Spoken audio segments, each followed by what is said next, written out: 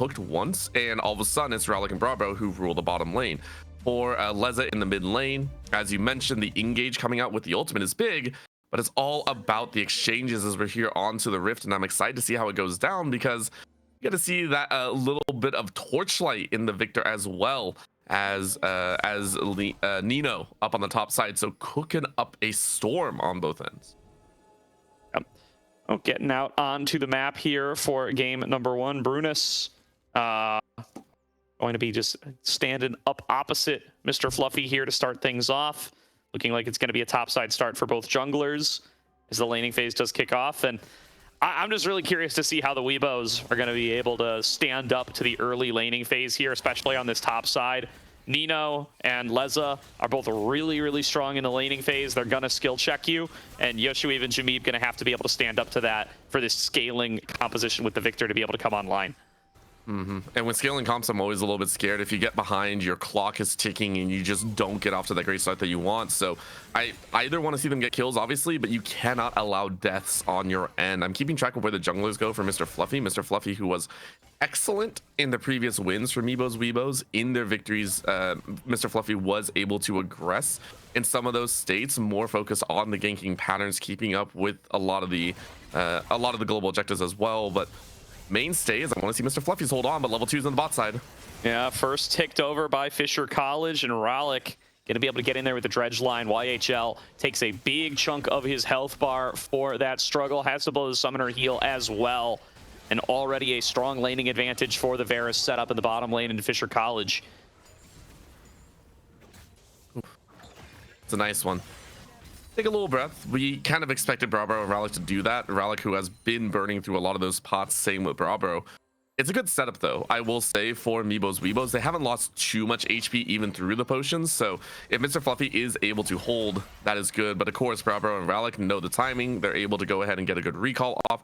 They're able to play back. You're going to come back with maybe an extra sword. No, you're going to go for the Cole, saying I can out-farm a Jhin all day long. I do appreciate that one as well. And on the top side for Yoshui, you're just trying to fight for your life here. I feel like Nino is going to have a much more comfortable time once that first back comes through, and just being able to cook a Shen wherever they stand is one of the most frustrating things. Absolutely. And now, worth with that Cull pickup from Brabro. He's also got lethal tempo on this Varus, so looking like he's leaning into the on-hit direction, which we don't get to see too much of. It's mostly poke Varuses these days. Definitely going to give them some ability to tussle in the later games, some extra DPS to work their way through some of these tanky frontliners. But it's surprising, especially up against a Shen, to see a more auto-attack focused Varus build come through this game. But that's what Brabro's indexed into. I do like it, and it'll be fun to watch, but I'm also looking at the fact that for Brunus, they were able to actually catch Mr. Fluffy in rotation. So Mr. Fluffy is a beat behind trying to go for this extra scuttle. And if not, I mean, obviously Brunus is ready there. Bot side getting aggressed on once more, and I think Rowlik might not enjoy the rebuttal that comes out. Overall, though, not too much of an exchange for Fisher. They stay fairly healthy. Surprised to see Rowlik not like aggressively just using the ignite. Here he goes. Now he's getting in there. Noodle's going to take a fair bit of damage for it. Bravo trying to chase him down. One more hail of arrows will do it. First blood in the 2 versus 2 and make it a double kill for Fisher College. I mean, we kind of expected that. I said it earlier, you know, Noodles and YHL, you can be aggressive, you can poke all day long, but if you get hooked one too many times, you're just dead. There is no getting out of it. And now Bravo and Rowlik had the freedom to fight even more. Keep in mind, Noodles lost both summoner spells. Bravo used 0. Rowlik didn't use the flash either. So a flash over the minion wall means you are dead. Noodles and YHL are now put in a very precarious position. Yeah, definitely a big struggle for the 2 in the bottom lane. And Varus is just such a dominant lane. Be able to keep your distance at any opportunity. Rowlik going for the flash play now on towards the likes of Jameeb. He does manage to stay alive. Mr. Fluffy coming in with the response, but I don't think they have the damage or the CC to keep Rowlik up any longer. That's going to be a recall forced out of mid and both summoners down. I mean, Jameeb, you were literally pixels away from losing your life, but Fisher already applying the pressure. I mentioned this before. They have great team fight, but these are champions that are well known as dominating the lane. They can take over very quickly. If you give them an inch, they will absolutely take a mile, and so far it feels like that's already happening. Top side, we're seeing a CS lead. Mid lane, Leza is already leading in that CS department as well, and after that gank is now in prime position to do anything they wish. No flash or no flash means Leza is able to drop all the damage they want, and I don't even think I have to talk about bot lane. Bravo and Ralik doing whatever they want. A lockdown coming through on a Bravo. They get him for about half. Is not too bad. Both junglers now making their presence known on this bottom side. Ralik going to be the first one taking the abuse, though, and a fourth shot from Noodle's going to keep Bravo low as well. He's going to have to flash back away. The flash engage from Mr. Fluffy moving forward onto the Nautilus. Ralik running out of places to go, but they've run out of damage. Turned back around on by this on-hit Varus with the lethal tempo stacked up. In comes the likes of Yoshui with his stand united, but it is too little and too late. Nobody going to drop from the Fisher College side with Meebos committing more. I mean, that last statement, I think, is the main point to talk about. Fisher were the ones that started and engaged. They risked Ralik's life. And yet, not only did they draw Mr. Fluffy, but they drew a teleport plus stand united out of Yoshui. And Brunish just gets to go right back to farming. Quite honestly, Fisher didn't really lose anything. I'm looking around the side like, what did they lose? They didn't lose a CS lead either. So for all intents and purposes, Fisher just got a lot out of the Meebo's Weebos bag and are right back in control of the game. Grouping up and around the enemy jungle. Ralik going to find Mr. Fluffy, and Brunish not going to be far behind him. Red buff secured, but here comes the rest of the squad to try to collapse. Leza throws down the Between Worlds, going to slow him up, and there's nowhere for Mr. Fluffy to go. Will be another kill going Brunish's way. A 3-0 start for Fisher as they bring their gold lead above 2,000. I will say heads up by YHL. They were trying so hard to stop Leza going through. The only reason Leza didn't teleport to the top side of that ult was because of the tether. It's one of the frustrating things, or else they probably would have had the kill, been able to transfer that into a mid lane lead as well.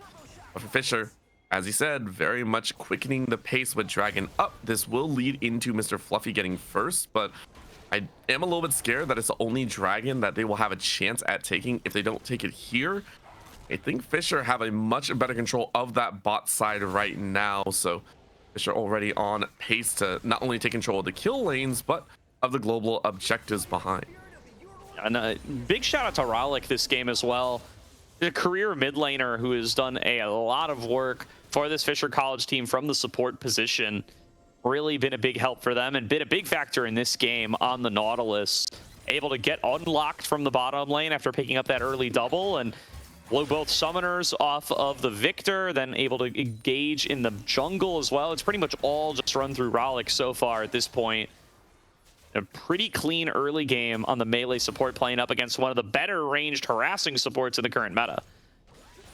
Oh, easily. I mean, this is what we talked about, though. For Ralik, who has been an all-star, you're running on that good champion that you're very comfortable with, and you have the team backing you. There's that Dragon that I talked about for Mr. Fluffy and co. I wanted them to take this one. They really do need it, or else they're really going to fall behind in the global game. I just don't think it's going to land, but Bravo actually misses ult, still goes forward. Noodle's able to dodge away from the Chains of Corruption, but that is not going to be enough to win out this fight. The fully stacked lethal tempo coming out with a vengeance, and it's going to be another 2 versus 2 double kill. Mr. Fluffy knows he really needs to get something back here, needs to find a way to stop this Varus in its tracks. Is not going to be able to get onto him, though. Wind becomes lightning. Dangled out, does not connect. 4-0 start for Brabro here in the bottom lane, and this Varus is going to be a problem that needs to be answered. That is crazy that worked out that way. They pushed so hard into that bottom lane, even though Mr. Fluffy was there, and they're going to regress again. Coming on in, going to be able to find Mr. Fluffy. Crescent Guard comes out to be able to hold him still, and he should be able to pick up at least the kill onto Ralik. Brunish is the question afterwards, but he's stuck in a 1 versus 3, just trying to walk his way out and avoid giving up the shutdown. There's a collapse onto Jameeb in the mid lane. He is able to stay alive. Didn't have the flash back up yet, didn't end up needing it. Looks like Leza just committed the full kit and wasn't quite enough to take down the Victor. Eesh. Things getting all over the place right now. And I mean, Fisher just sweeping up the rewards for themselves. at the end of the day, in Meebos, yes, you got one, but what's that really matter at the end of the day? You are at a loss of gaining control of this game. You lost control of your jungle. You lost control over some of the pits. And pretty soon you're gonna see Nino kind of unleash from this top side as well, who will start kind of being overly aggressive, and that Shen will not be enough to save you. I love where Fisher's at. I want to see if they can keep it up. And you know, this is something weird about this Fisher roster that I've just noticed in a number of games that I've covered from them. Is you look at the roster on paper, and you think that they're just so much of a topside team, right? They got this ERL top jungle duo with a lot of competitive experience. You got this former pro from the LATAM region in mid, as I say that, engage in the bottom lane once again, and Rollick and Brabro will pick up another 2v2 kill, their 5th of the game. But despite all that star power they have on the top side, it's Brabro and Rollick that have consistently been able to get the ball rolling for them in the bottom lane. Yeah, it's only going to continue as well. I mean, Fisher, in this series specifically, just looking so good with Brabro. The only reason that Leza isn't there is because Leza's just been like, I'm doing my thing in mid. I have a 20 CS lead, and you've been killing him too fast for me to join. That's the only reason I'm not allowed to play in the KDA field as well. So, I mean, I love it. And for Meebos, Mr. Fluffy has not been allowed to really play the game. Has a kill for themselves, but also has a death, and they just haven't been able to move around the battlefield as much as they wish. The fields of the Summoner's Rift here is just a problem and difficult to work around. Jameeb getting engaged on once again. There's Leza showing the discipline to do what I never have, to collapse the Between Worlds and not accidentally bounce himself into the enemy team. Good stuff from him there. How many times have you done that, by the way? Yeah, trading ultimates to get the recall forced out of the Victor. Gonna get some lane prio. Gotta be careful to not push too far if you're Fisher. Your mid laner is also low on resources, and Jameeb is coming back. Here's Yoshui from the top side, comes on in, does connect the taunt on a one target, throws down the Spirit's Refuge to be able to block out on some of these auto attacks, and now here comes the backup. Ooh. Mid lane has returned. No. Burning down is Nino. Stun connects onto Rollick. Over the wall comes Leza to blow up Mr. Fluffy. Rollick is still standing, too tanky on the Nautilus. Finally, he's gonna fall down. He's gonna be able to get a second, as well as YHL is able to pick up the mid laner. Brunis just trying to wail away at the likes of Jameeb, but he stands strong, returns fire. It's a double kill of YHL. He'll eventually burn down to that Deathfire touch, but Jameeb still with the flash in the tank finishes off Nino. That's a 4-for-3 team fight that ends up favoring the Weebos. For the Weebos, that's huge. You know, maybe you would have liked to have kept more of your members alive. The fact that Fisher were able to draw out 3 kills in that feels like a miracle. For Weebos, you needed those kills. You watch Fisher invade your jungle territory. You do not let them get away with it. And granted, it was Fisher for a little bit, overestimating their strength, overestimating how much they could get away with. And they still pulled out 3. So in their regard, hey, that could have gotten a lot worse. You could have just gotten wiped and taken nothing for the battlefield. For Weebos, though, it's a big influx of gold to their names, especially for Jameeb in the mid. 2-0-1, able to complete their first. It is just a Blackfire Torch, not exactly the most impactful, but completing that first means you will be cooking a lot of the opponents a little bit faster throughout the entirety of this, the rest of this game. Yeah, and you know, really big to be able to get that injection of gold into the Victor. First of all, it's just great to get so many sparks. There's a flash of Mr. Fluffy trying to find this shutdown on this could be huge. That's a huge cash out for the Meebo's Weebos jungler. Rollick with nowhere to go. He's gonna burn down a 3rd kill to Jameeb. As I was just saying how big it is to be able to get kills on this Victor, get those extra sparks, get those upgrades faster. And become much more of a threat. And in the larger scheme of things for the Weebos, they've taken control of this game from the bot side, which was historically through the early game their weaker side, by the way. Of course, for the Victor in the mid, it's another problem. Fight breaking out. Can Jameeb stay alive here? The Ghost is not going to be enough. Leza will connect his shots and will finish the job. Mr. Fluffy going to meet the same fate, and the regen on Brunis is just too much. He stays alive throughout the whole fight. Now the next target going to be Leza. Where is that Shadow Dash cooldown? Still not back. YHL returning fire. There's the Shadow Dash, and Yoshui gonna do his best to keep this fight going, buying time for Noodles. There's the deadly flourish, locking down the support, and they will be able to find at least one of them. Brabro coming over to this fight now on the on-hit Varus. There's gonna be a cleanse coming on through. He gets turned around on instantly. Didn't expect the McHale's, or did he? Maybe the McHale's. Just doesn't matter as Fisher College rock up to the scene and take 3. Weebos got a little bit greedy at the end.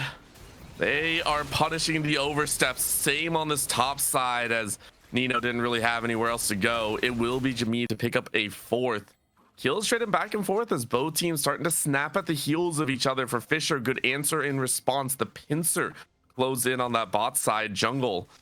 But still, for Fisher, you're still in the lead. Many of your members have only died once. It's not the end of the world. Not only that, you have an Infernal Soul to play for. You can get massive amounts of AD and AP with those rolls.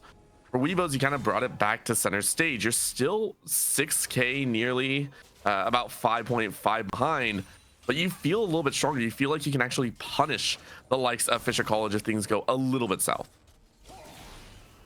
And get back to the point earlier. I mean, huge move by Fisher to be able to get back in there, find that big fight for themselves. Still not stacking up the Dragons, though. They are taking a look at this Rift Herald. Doesn't look like Meebo's Weebos are in the business of contesting.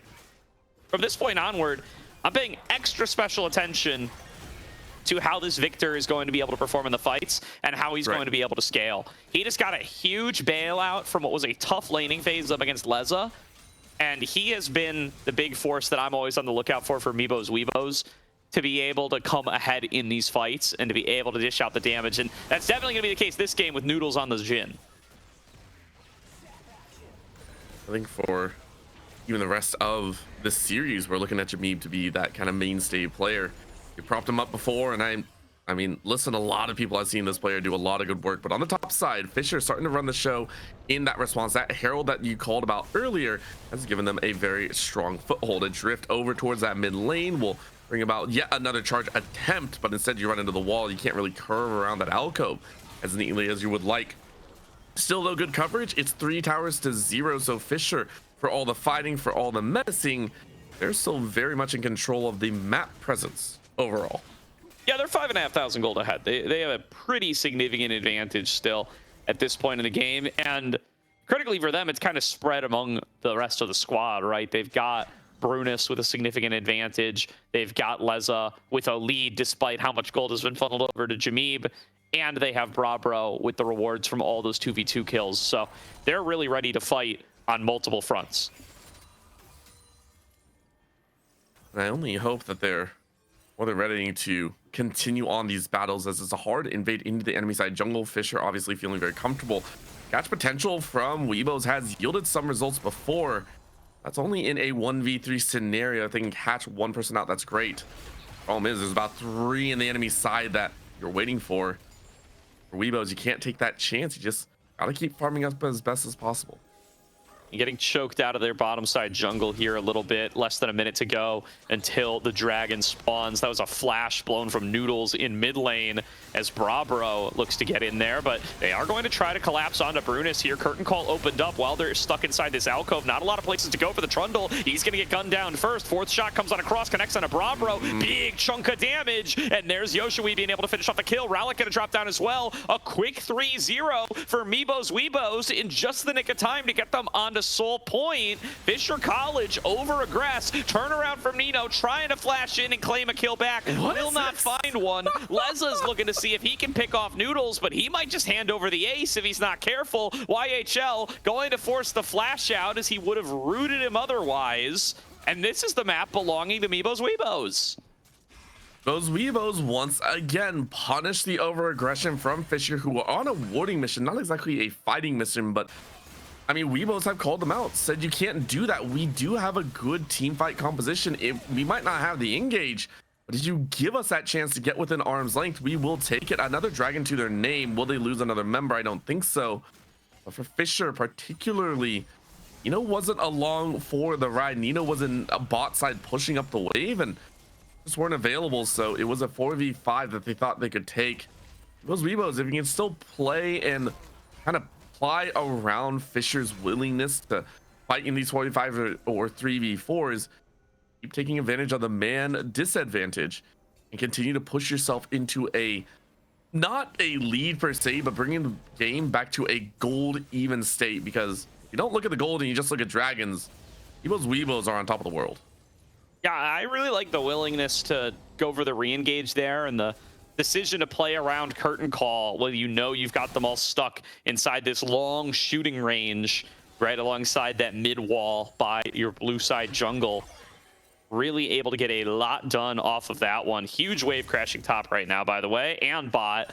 Fisher College still doing a good job of controlling their side lanes, and Meebo's going to have to respond to that. That gives a big turn for Fisher here to pretty much set up whatever they want, and I think they're going to start to look in and around this Baron, trying to at least secure vision for it, see if they can force Meebo's Weebos into a face check that they don't like. Instead, it's going to be Mr. Fluffy just trying to pull the trigger right away. Between Worlds comes on across from Leza. YHL takes way too much damage, and he drops down right away. It's a TP in from Yoshui. They're going to try to jump on a Brunes. He's a bit sectioned away from the rest of the team. Nino has found Jameeb and will be able to claim that kill. Now advancing forward for a little bit more. Noodle's going to be sectioned away. Doesn't have the backup of the rest of the squad, and he will get toasted. Brabro will claim the kill with the piercing arrow. Fisher College claim 3.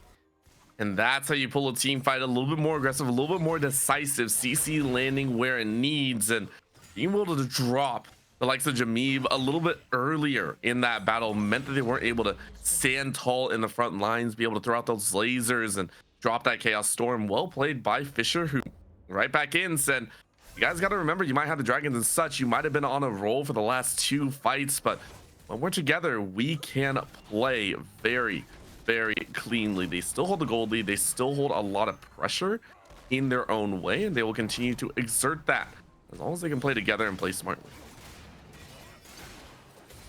Absolutely.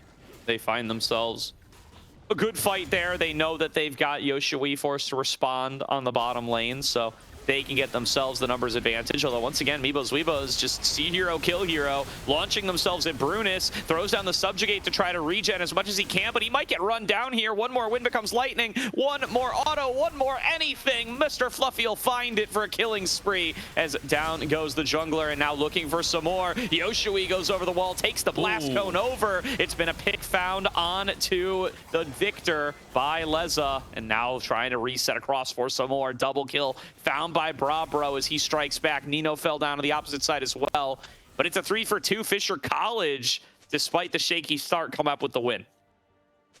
It was a shaky one, but again, it feels like this is a game of overextension versus knowing your limits, right? I've talked about the differences between the two teams, but it really does feel like whenever Weebos fights inside their own jungle, they tend to have a victory. You know, if they overstep, if they put one player out too far, they lose. It's all about who is going to overstep first and who takes advantage of that situation. For Fisher, it's the exact same thing in reverse. That last fight, keep in mind, Brabro and Leza untouched throughout the entire battle, and in that situation, you can't let that happen. We're seeing the full extent of what a lethal tempo on hit Varus is able to do, and they are pumping out the damage in more ways than one. TP coming in here as Dragon will be up in a minute, and only expect it is Fisher to really play to stop this soul stacking. Definitely. And going to have to see Meebo's Weebos can pull one more rabbit out of the hat to be able to get themselves the soul here. That would really do a lot to collapse down what is still a very powerful gold lead in the favor of Fisher College. And this on-hit Varus is really starting to pay off for them in a funny way, because the fights have been so chaotic. They haven't been able to dictate on the Fisher side, despite their lead, when and where the fights take place. Mr. Fluffy has just been so quick on the engage trigger that having the consistent DPS of the DPS Varus has served them very well. As look at that damage on the Noodles. I mean, Les is well known in any sphere of play, a disgusting mid lane player, and is willing to snap in. We talked about how a lot of the action was towards the bot side of the map, but Leza has been at the forefront of a lot of these mid-game fights, and they are now 5-1-6. Destructive, and Jameeb does not respect it, although they will live for just a while. Meebo just gets to it with the skin of his teeth there, but that is the dragon falling over to the likes of Brunis, buying them at least 5 more minutes.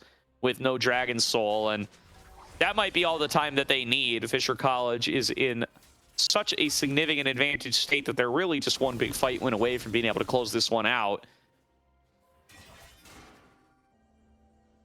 And for Fisher, that fight cannot come soon enough. 25 minutes in. You feel like you should have taken this a while ago, but current moment is still a little bit of a slow roll. TP not available for Leza, so if any fight Fisher takes, at least in the mid lane, it will be a 45 for the moment. Plays around this top side could be the next. You can already see the wards from Meebo's Weebos being cleared out here. Fisher understanding where that priority lies. Rallic still standing front and center, ready to kick off any sort of battle with a bang. If it happens, it all depends on who puts their foot out just a little bit over that line of scrimmage. That's what it depends on. Stepping up into the bush, Mr. Fluffy looking for his bandit engage. Caught out by the Chains of Corruption, and a well-placed equalizer forces back the bottom lane. Now on the flank, Leza coming in with Between Worlds. Only really connects on a YHL, who does manage to stay alive. Jameeb trying to escape, but Brabro will hunt him down, will find his man, and will claim a double kill on the backside. Leza's isolated Noodles will finally connect the Weirding. Brunus in position to finish off the kill. And a 4-for-0 team fight will put Fisher in absolute control. What did I just say? What did I just say, Gordo? It's who steps out of line first. You saw Mr. Fluffy for half a second cheat at a fight on Brabro. Thought Brabro was out of line as there's the ace completed. It was half a second, but that was enough time where you were separated from your team. Pillar came down. You weren't able to go into the mid lane. Chain of Corruption comes in, slows the entire battle, and Brabro gets to stack for free with the lethal tempo. If that was not a game-closing battle, I do not know what is, as now Fisher are 11,000 gold in the lead. As much as I want to say the soul would make a difference, I'm not seeing it. I mean, Weebos has so much work to do to climb back into this game if they want it. Yeah, I mean, the soul would help, but I don't even know if they're going to have 2 minutes to be able to find it. Fisher are in full engage on anybody they see mode now. They know what kind of significant gold lead they've built up for themselves here. Leza just thirsting for an engage angle, gets about half of Mr. Fluffy's health right off the board, and there's the equalizer pillar combo, at the very least going to burn them down for about half their health bars. And now they're going to turn right toward the Baron. They know the Meebo's Weebos are already weakened, already softened up, and they just have to get them to walk over to them. Walk into the darkness. No one will hurt you, especially not a bunny rabbit. Totally. There goes Leza, and Leza's looking for more. Throws down the Between Worlds. Maybe he regrets that pretty fast. He gets blown up by Jameeb, and now Rallic a little bit isolated away. The Baron is going to end up falling down, but Rallic will as well. Baron goes the way of Brunus in trade for 2 of his teammates. That will give Meebo's Weebos a little bit of space to stay alive for now. All right.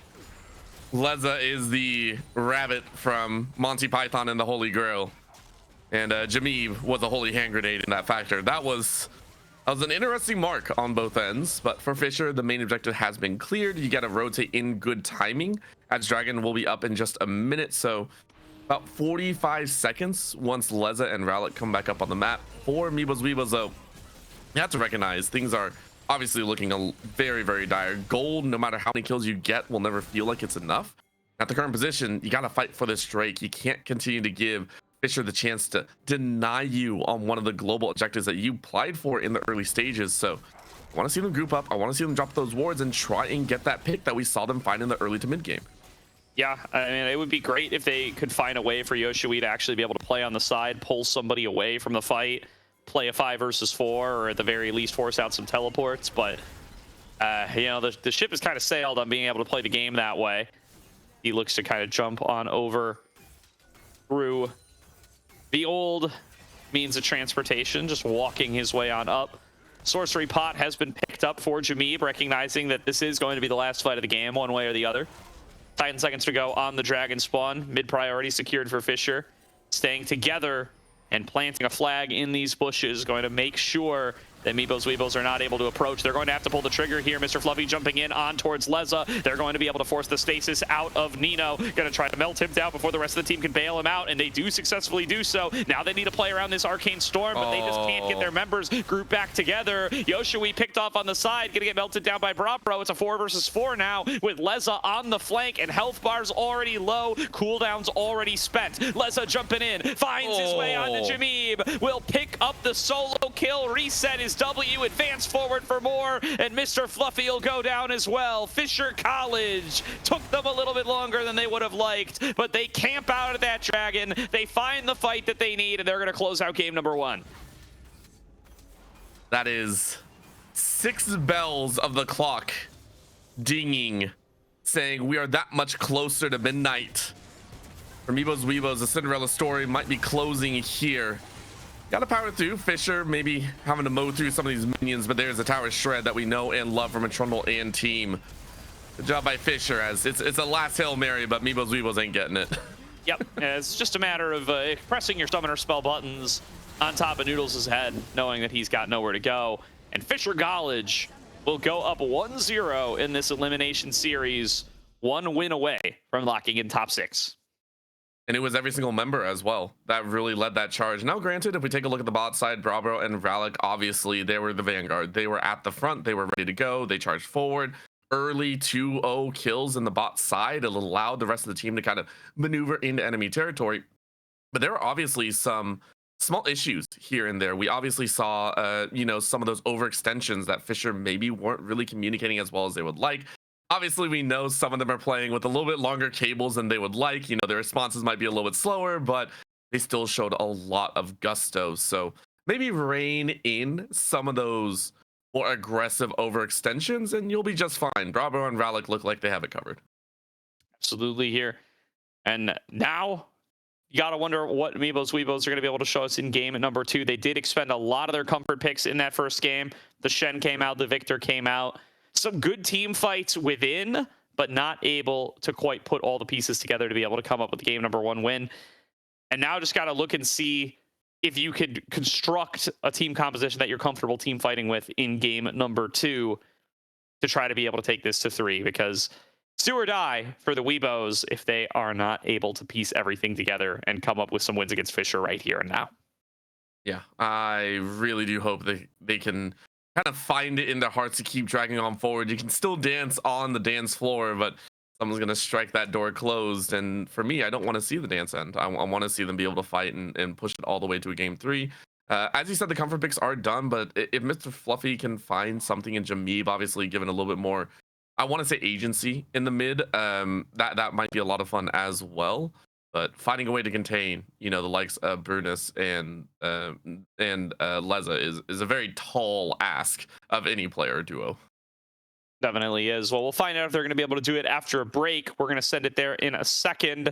But first things first, do want to shout out ZenMarket, your one-stop solution to buying products directly from Japan. They'll help you buy items from over 10,000 shops, as well as place bids on auctions on your behalf. And they'll even consolidate all your items safely into one box and can ship internationally. They provide excellent customer service in 19 languages, which is why ZenMarket is trusted by over 2 million users worldwide. Check out the panel below the stream or click the link in chat to try them out now. If you sign up with promo code Aegis, you will get 3,000 yen off your first international shipping fee. Thank you to ZenMarket for sponsoring Aegis and the ACL. We are going to cycle the stream really quick to change out a cable, so don't panic if the stream goes down for a second, and we will see you all on the other side for game number 2. 日本限定あ全マーケットを使おった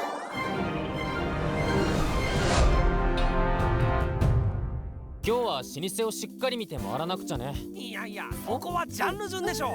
名前順の方がいいんだよ。現代か洋代の名前順？あ？ローマ字それともひらがな？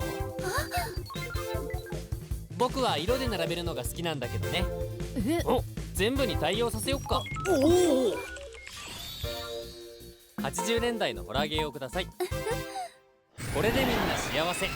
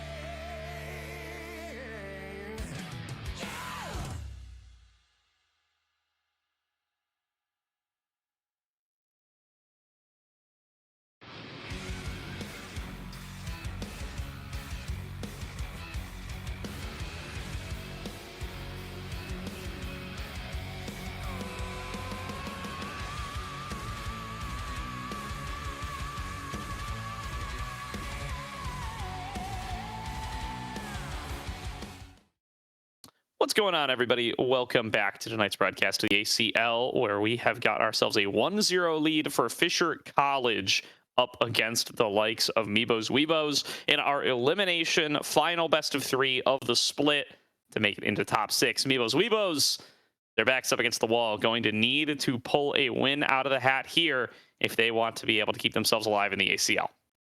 Yes, they do. And when it comes down to if they're going to be Fisher or not, well, Fisher said, no, don't keep your hopes up. That was a very decisive game, number one. Very, I want to say dominant in almost every field. And one of the big things that you pointed out, Gordo, which I think is important to say, this is full fearless. Once you play a champion, it is gone. It is no longer available when it comes to the drafting field. And because of that, for Meebo's Weebos, they've lost a lot of that comfort, mainly for that Shen. The Shen looked less than stellar, but it looked okay. You were still able to get the ult off here and there, but was it yielding any results? Not really. So Meebo's Weebos now having to fall to secondaries that maybe they're not as comfortable with. And for Fisher, that's all you could possibly ask for. Same sides is what we're seeing here. It looks like Meebo's Weebos will be on the red side. Now, excuse me, I do believe we are in first stand as well. So understanding that just because the side is selected, that might not always be where the draft starts, but we'll get more information on that later. Now, we get into draft for game number 2. Find out just how Fisher intend to navigate this draft and see if they can close on out this series. It will be back on blue side. No word on first selection yet. Meebo's Weebos do get that. So I'm curious if Meebo's Weebos wants first or second pick. I would want to see Meebo's. Well, we see the Nocturne once again. I would like to see them go. Oh, I don't know. Actually, I'm not sure exactly what they have planned. I don't know if any counter picks would really be up their alley. So I would say first, just get those power picks and kind of roll it out of the way. I don't know if they have any solid counter picks, I'll be honest. Maybe in the mid lane if you're willing to kind of hold it off on the way.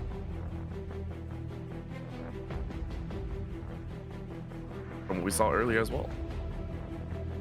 Now we do have the bans coming on across. Nocturne going to stay taken away by Fisher. Jace going to stay taken away by Meebo's Weebos. We'll find out exactly what they want to prioritize. Fisher has been banning away a lot of these meta junglers up against Mr. Fluffy on the night. Worked out well for them in game number 1, and now the Xin Zhao going to be fearless away as well. Gonna not be a lot of options left for him. See if they look to keep that train rolling here. The Wukong, I think, would be the other kind of big meta pick that comes to mind. The Pantheon as well. They do want to try to take that one out. I wouldn't mind a Pantheon ban here. I think that would be pretty high on my list if you're looking to just continue to keep Mr. Fluffy away from some of his more preferred options. Yeah, considering that the Pantheon came out on the opposite side, that was the surprising thing, I think, right? We saw this situation where it was actually Meebo's Weebos that banned the Pantheon out. So triple jungle would be a little bit of a hard case, I think. I think Fisher have already shown that they know how to deal with Mr. Fluffy in these situations, but, you know, where do you decide to go with it, of course, on your own? So if it is going to be a triple, then it's fine, but there is going to be the Kalista ban. I believe we were taking a look at Noodles in the previous series, played a very mean Kalista, able to maneuver around. Stell's very forthright and up and ready for battle. As I said before, though, there is going to be that Pantheon ban from Meebo's Weebos side, so it's against the likes of Brune's, but eyes out for the Seraphine, as that's going to be a cover and a flex for a first pick. Definitely. So likely setting up for Ashe Seraphine here. The ball is now in the Weebos court for whether Noodles wants to play a bit of a naked Ashe, right? Not going to have access to the Seraphine here. We'll have to go for a different pairing. Ashe Lulu's fine. You could go, I mean, obviously Ashe Karma is off the board because of Karma being fearless away, but Ashe Lulu's fine. I've even seen people go stuff like Ashe Bard, or you could even go like Ashe Alistair if you want something a little bit more engagey, disengagey hybrid. I like the Alistair into the Seraphine as well. Sure. Being able to kind of just face tank the Encore and cleanse it away. Oh, or you can go for Lucian Melio. This is kind of the new hotness in regards to what people do pick into the Ashe Seraphine. Just try to outlane it, try to outfight it. Looks like Noodles and YHL are willing to tussle for a second game here. And Fisher, I mean, you're kind of indexed into taking the Ashe now. I'd be very surprised if they go something else.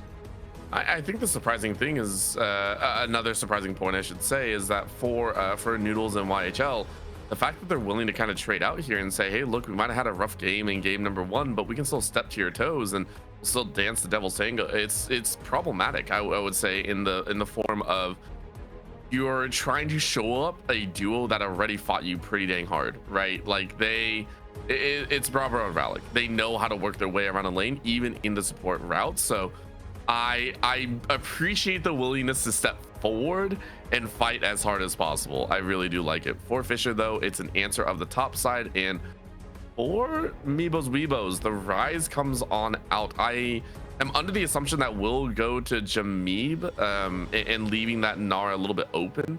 So this will mean a lot of those bans coming through once more with the LeBlanc being taken out. So a little bit more focus on getting that opportune laning partner. Yeah, a good opportunity to kind of ban to defend the Rise now, too. They're going to take away the LeBlanc here. I would be surprised. I would not be surprised to see an Anivia ban come out as well. That's a pick that Leza can play, and that's a pick that makes life very difficult for the Rise. Just looking to secure themselves a nice even matchup. Fisher has the opportunity to do much the same for Nino here, though Yoshui is a player with a couple of interesting selections, and there's one of them right there. He's going to lose the Nasus. That's also a pick that people have been flexing to jungle as of late. I wonder if Mr. Fluffy has that one in his arsenal. And the Anivia will be left up. They're going to ban the Aatrox again. Very concerned about seeing that one in the jungle from Brunus. It must be directed at Brunus because Nino's already got his Gnar. But there's that Wukong we mentioned earlier. Yep, very, very powerful, and one of the staples in the jungle field. Mr. Fluffy getting another nice all-around jungler at the end. But for Fisher, you kind of got to do whatever. I mean, you have your options. You have a lot of good CC in all the lanes once more. Great team fight starters. So I would like a little bit more of a carry. Come out in the jungle and in the mid positions. Get a little bit more aggressive in there, if you will. I think Brunus obviously showed that they can play just about anything. The Trundle was very, very impactful in there. But what do you opt for? Once again, it is down to the players themselves. In conjunction, it'll be an Urgot though. Instead of engage and damage, they're going for a bit more CC. I don't know if you needed more, but the tank factor I do like. I'm just surprised because, again, I feel like Fisher are a team that can easily skirt around not having a true tank and just going for the big bop you with the stick. Yeah, I mean, Meebos, I wonder if they're just going to handshake this, and they do. They're going to take a tank at the top lane. I was thinking it's more likely to be something like an Ornn. The Malphite, definitely an interesting one here, though, as that is what gets locked in. Will really punish the low mobility on the likes of this Ashe and Cassiopeia. Cassiopeia, by the way, another fantastic matchup into the Rise. So Leza having a day here. And then there's the Skarner coming through for Fisher in the jungle, looking to be able to... you know, just kind of scale up, play a little bit more of a controlled game, and gotta be strong team fights coming through from both of these compositions. I like what the Weebos have gone here, though. They definitely have the ability to, you know, just take some snap engages onto some vulnerable targets, and Fisher certainly have no shortage of low mobility, prime, unstoppable force targets here. It's going to be difficult to deal with. Of course, at the early onset, I love the exchanges coming through on both ends. A little bit of burn in either direction, but for Fisher, it's a good start. You mentioned the fact that everyone's willing to take a little bit of a battle, and even on the top side, we're seeing it, you know, as well as Yoshui kind of bopping it out in 4 Gnar. It's annoying. It's annoying, definitely, but for Yoshui, it's very important that you get an HP, at least some HP off the Gnar to start, because you know it's going to be a problem later. Yeah. Appreciate Nino picking up the Doran's shield, paying his Malphite tax here. I think a lot of people see a Malphite and they just go, oh, you know, easy peasy lane, Doran's Blade all day. But when you're against Arcane Comet, Doran's Ring start Malphite, he is going to just Q you on cooldown. And if you don't have the Doran's shield, he will harass you out of lane. So yeah. Good call there by Nino, identifying the matchup, even though it's one that you don't see every day. I think it's one that you better learn, of course. For Fisher, though, on the bot side, once again, it's Bravo and Ralik taking this powerful bottom lane duo and just storming the opponents with it. Early level 2 forces a cleanse out of Noodles, which is a huge problem, because remember, one of the big issues that we saw before in game number 1 is you lose the summoning spells early, and then Bravo and Relic just all in you, and you have no way out. So very scary position already before you hit level 2. Definitely is. And already trying to build up a little bit of a lead in the bottom lane here are Brabro and Rollick. You definitely need to get some levels into the Lucian Melio before they're really able to win out on these exchanges. So it's really going to be about surviving the laning phase here for pretty much everybody on Meebo's Weebos. The matchups do not look great for them coming away, and Brunus already taking advantage, trying to soak up some of these camps earlier on, and he's going to 3-buff Mr. Fluffy here. Eesh. And for Brunus, that's huge, especially with the cover from Brabro and Relic. Difficult standard for Mr. Fluffy, who now has to fight for every single scuttle, but you can't even do that. You lost your buff, and so you're behind quite a bit. Already we're seeing Fisher kind of lay the groundwork for overwhelming strength that we saw them in the regular season. You know, we asked, you know, who's kind of showing up in this matchup? Who's going to show up here tonight? It's the regular Fisher, even if they are working with a little bit longer ping. Will's taking a lot of harassment here from the Ashe Seraphine duo, and that is going to be a recall forced out. They are going to lose access to this wave, and Brabro and Rollick will begin to build up a lead once again. I do think strong first few levels here for Yoshui on the top lane, but this matchup is just going to get harder as time goes on. Mr. Fluffy so far down his blue buff, did manage to avoid getting double crabbed at the very least. One thing that they, you know, had to deal with the last time is getting double crabbed. This time they didn't get double crabbed. They got, you know, 3-buffed, which arguably is worse. I'm so sorry, Gordo. Fair. That is far worse. I mean, hey, not a good situation to be in. Yeah, that's true. That's true. Current situation though is, hey, you at least fought for a little bit. You're trying to keep pace. You're about 1 camp behind. So hey, it's not the end of the world, but in the mid lane, Leza's like, dude, I haven't gotten my fill of the fight. I'm still gonna fight it out. And poor Jameeb. That hurts. You mentioned before, by the way, I love the call out to the old school. I think it was rock paper scissors. I don't remember what other champion. I think it was a Syndra. That was the Ryze, Cassiopeia, and Syndra combination that we saw on rotation for a while in the mid lane. Oh man, that's a 20 CS lead for Leza now, by the way, with that recall being forced out from Jameeb. Yeah, you know, the Cassiopeia has always been a strong Ryze counter. Oh, wait a second. The root just connected onto Noodles. He over-aggresses big time without access to the cleanse. And the double high note from the likes of Rollick will claim the life of Noodles. First blood to the Fisher Enchanter. Yeah, you can dodge a wrench, but not a note. That is a problem right there. So for Noodles already down in the dumps, and for YHL, you're trying to save this bot lane and all you can.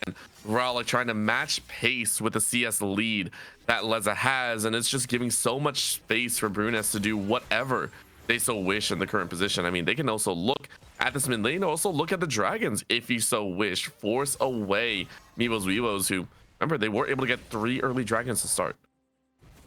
Absolutely here. And, you know, we'll see what Jameeb is able to do here as he tries to get a little bit of damage into this Skarner. But yeah, this matchup is so tough for Jameeb. Cassiopeia has always been a strong matchup into the Ryze, and the addition of the Deathfire Touch has just made Cassiopeia an even stronger laner now. She has both the dot and the single target damage sources, which let you tick that Deathfire Touch a little bit longer, get that extra damage. Rollick getting jumped on, though, and the advance forward going to give YHL a kill right back. Noodles and YHL going to try to stand and fight up against Brabro here. Piercing Light did connect, taken low, flash forward, double kill to YHL, and Mr. Fluffy going to be able to flash out of danger, avoids going down to Brunus. Exceptional play on all ends. And a little dicey Leza here as Leza coming in on the side. Oh my gosh. Chance to claim a kill and will get YHL down. Meanwhile, up on the top side, Nino connects the wallop onto Yoshui and will force the flash out of him. Crazy all fronts. Big bot side action. Rollick oversteps, and the power of the Lucian and the Melio bears its fangs, punishes the early flash. And then the flash for YHL to follow onto Brabro's life. The early dragon that was, I want to say, stolen by Brunus, forces poor Meebo's Weebos to run away. But the fact that Mr. Fluffy didn't die is a win on its own. However, in this current situation with the gold where it is, 1,000 in the name of Leza in the mid lane, everywhere else kind of staggering out to even. It's why we're only seeing about a 500 gold lead in favor of Fisher right now. Absolutely. So we'll stall out without too much of a lead going the way of Fisher, though I do think they are happy with how they've performed in these earlier stages. They are going to keep up that jungle pressure, which is usually not something you expect to be saying about a Skarner, but his lanes are in just such a good position. It's how can you resist? You got to get in there, take away some camps. They're right for the picking. I mean, he can do whatever he wants, and it's going to continue, by the way. It's going to be one of the more frustrating parts that I really don't think the Weebos have a good answer for at this point. We've seen him try it back in game number 1, but everywhere Mr. Fluffy goes, you're going to be deflated. You're just going to be annoyed that you don't have camps, which then forces you to try and gank some lanes, get some action rolling. Current pace, though, big wins in that mid lane individually for Leza. The gold is getting a little bit more even at this rate. I am looking at that upcoming dragon and the herald, or not the herald, the grubs that are currently up as a main call, as Leza goes wide for that ultimate, just kind of fishing for a win. There goes the encore, immediately cleansed by Noodles as he tries to cheat his way and engage into Brabro. Will be able to force out the flash. It's a good trade of summoner spell cooldowns there for the Lucian. Meebo's Weebos striking back in this bottom lane. They have Mr. Fluffy in the wings, but I think Brabro and Rallic are going to take a respectful recall here. Oh, man. What is Leza, this? what are you doing, man? What is this? I look over, I have no idea what's going on. Just that's like, a kill top. Yep, that's going to be freedom. So for Fisher, we kind of expected this. All over the place, pressure being pushed into Weebo's side. It ain't going to end anytime soon. Big wins, all about. Good job by the side of Fisher to start pressuring in some of those victories. The last time we saw them do it decisively, this time Weebos are fighting back a little bit in the kill count, but it's 1.5. Fisher now looking at the grubs. And YHL coming on up here, I don't know how much I like that, because the ultless Malphite is TPing back in, but he is not going to be able to give too much. Ishel's impact connects onto the clone, but Rallic going to be able to land the beat drop. Mr. Fluffy with nowhere to go, trying to track down onto this Seraphine, and you know what? She's the only one chasing. It doesn't matter. Double high note will claim that kill. Now look who's left out to dry. Is the likes of Rise. Jameeb going to try to re-engage his way back in, but meanwhile, this whole way, Brunus has been taking the grubs. He's going to walk away with a 2-1 grub lead. And Meebo's Weebos, I mean, they match resources on the top side, and they are not on even footing. Nope, not at all. This is pain upon pain is all I'm really going to say right there. YHL trying to clear out a couple wards and try and get a lot of that space back for themselves. Is going to be enough, as fortunately I do not have the right idea for it, but it will be a play as it's another chance here by Nino. An arrow streaking across the world downtown down there. Not gonna land, but it's enough to kind of scare poor Yoshui into retreat. Yeah, that arrow was meant for Jameeb, and the long brush in mid just barely whiffed him over there, interrupted his recall at the very least. Would have been crazy if it had ended up connecting onto Yoshui, though. As, yeah, Brunus just going to continue to flex his muscles here. The freshly acquired additional lead from that topside brawl, and as long as he's got Leza nearby, he's happy to keep these fights going. Ishtal's impacted the wall into the impale, into the encore, into everything. Mr. Fluffy flashes away, but he will be pursued by this snake, and Leza should be able to clean up the kill without too much trouble. It's a quick 2-0 for Fisher, and they're going to see if they can trush down Jameeb as well. He will be able to fall back in time, but they're still taking jungle camps. They're still taking lives. I mean, it's Fisher all day long. By the way, that fight looked very opposite direction-esque with Brunus as well as Rallic entering from the top side of your field of vision.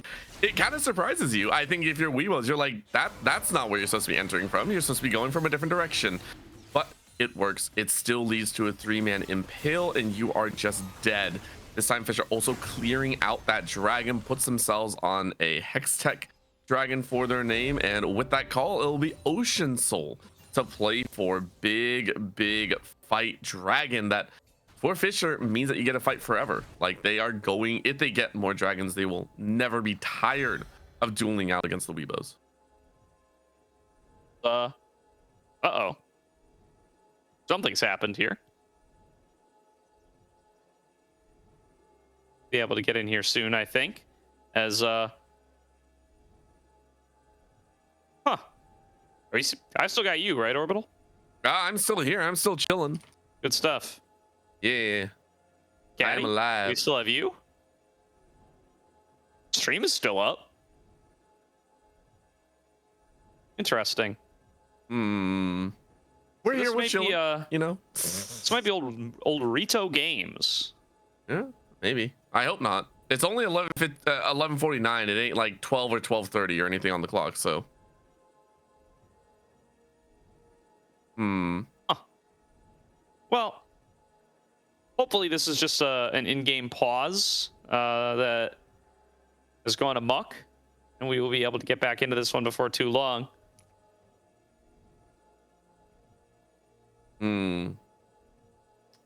What'd you have for dinner today, Gordo?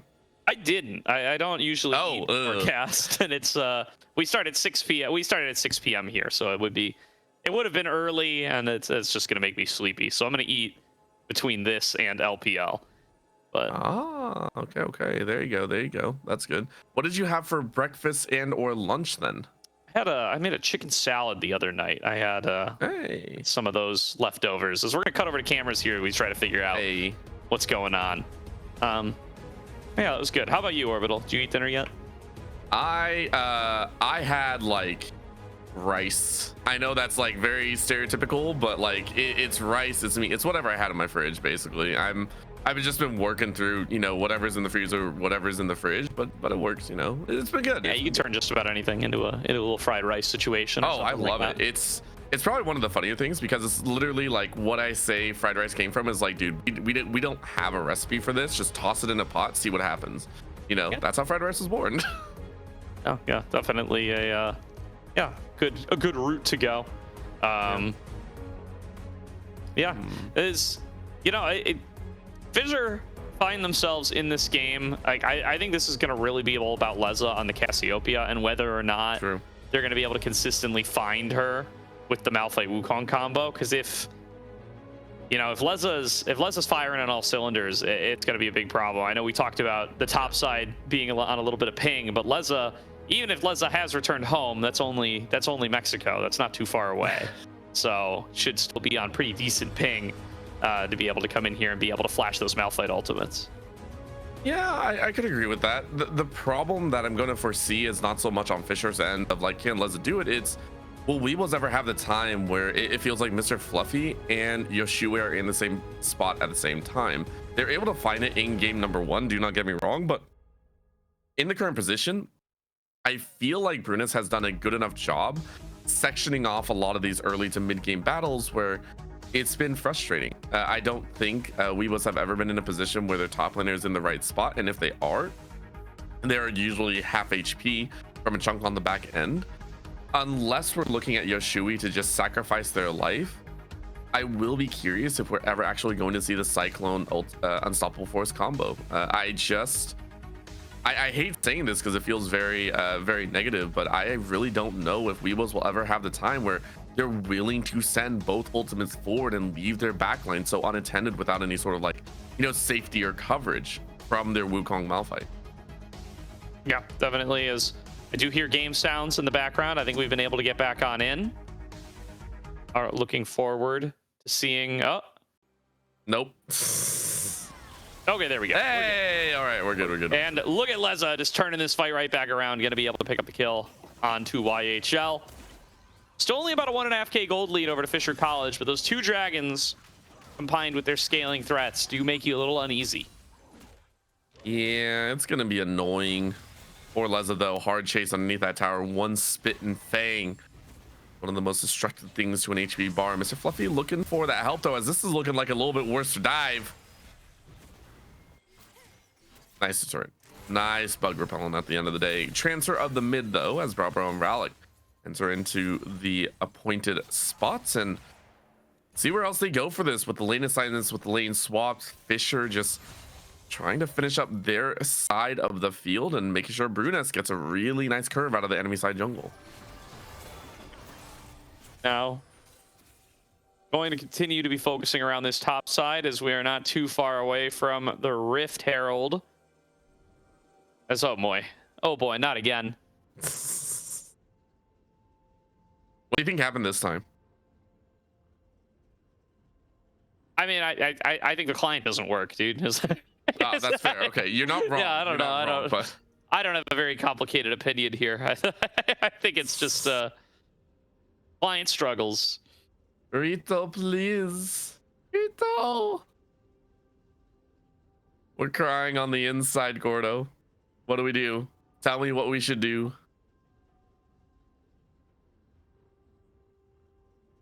I think we may very well end up power cycling the game again. See if we can get a few more minutes of action and at least find out where these teams are positioned. As yeah, I mean, it's just... Have you tried turning it off and on again? The good old tech support style. We did, and it gave us like a little skirmish. Oh, okay. And until we get there, I can't promise much more. Hopefully, it is fully resolved on one more reset, and we'll be able to continue on with the game, because this one's much closer than game number 1. There's still a lot of space to be played with for both of these squads. I think a big opportunity for Meebo's Weebos, if they are able to find the engages that they need, if they are able to, you know, blow up a Cassiopeia early in a fight, this is pretty winnable for them. They do need to get Jameeb back into the game, but they did a good job getting Jameeb back into the game last game with one good team fight, so they could definitely do it again.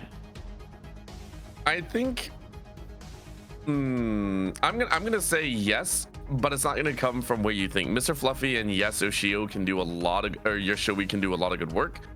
I think it's going to come in the form of Noodles in the bot side. The only reason I say that is because Noodles has so far already gotten a kill, I believe, onto Rollick from one of the earlier trades, has been willing to get a little bit more aggressive.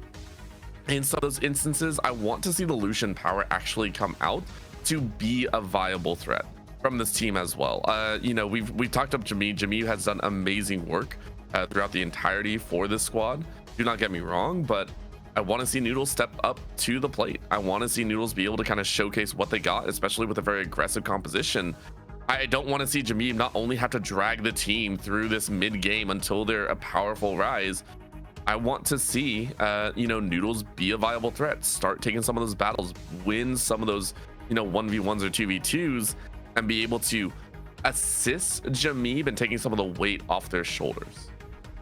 Yeah, really does need the rest of the team to be able to come in for him here, especially in this kind of matchup. Jameeb is certainly in a bit of a hole here to kick off game number 2. And we are definitely now stuck on the loading screen. I am looking to see. They don't appear to be paused, although I don't really have a good way to confirm this. Dare you to go pop in their voice call? They do not want to, as they're playing the game. That's a bit of a rude move.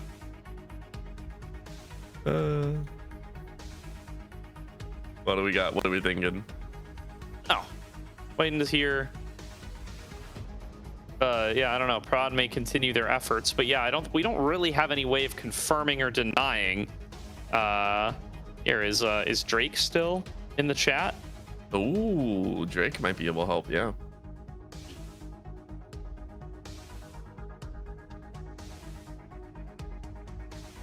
Let's see. But yeah, I do not want to go and disrupt their game if they are still playing. Oh, do I hear something in the background? I heard pings.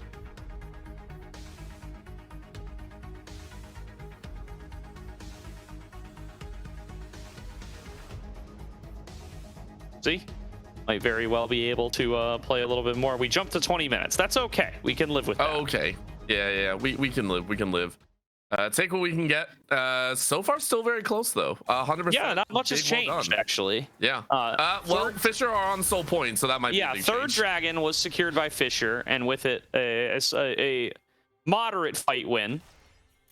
Leza's lead is bigger than ever. Noodles is dashing in. Really wants to be able to fight up against Brabro and Rollick here. Breath of Life a little mistimed by YHL, and now Mr. Fluffy trying to flash away. Here is the TP in over the wall onto Brabro, and Yoshui will find the first kill of the fight, but they did not find Leza, who is now rampaging through, coming in from the top side, and has they left poor Noodles with nowhere to go. Tries to dash up the wall, will fall down, and Jameeb will take the rest to safety. It's a 2-for-1 fight in Fisher College's favor. All right. Well, listen, that went about how I thought it was going to go. At the same time, I mentioned that I wanted to see Noodles be a little bit more aggressive, be that mainstay force to fight with. They tried. Noodles absolutely tried. Did a lot of good damage to Brabro, chunked him out quite heavily. It was a resounding battle, as you said. The fire did not help as much as you wish. Baron fight. This could be a little bit dangerous. Upping up, looking to get the lockdown here on towards the like of Nino, and Nino comes in, whiffs the Gnar ultimate. Now not going to be able to have that for the team fight. There's an attempt from Jameeb to turn it back on Brabro, but he will get melted down by the additional damage to the remaining members of Fisher College, and Pale comes out, going to pull Yoshui out of position and mean a second kill for the Fisher lineup. And Meebo's Weebos now on their last legs, perhaps, as the Rift Herald will be thrown down. They're going to lose so much with this Baron plus Rift Herald push. I mean, it's so easy for them, and for Fisher, it doesn't matter if it's Jameeb or Noodles to step on up. They say we'll take any challenger.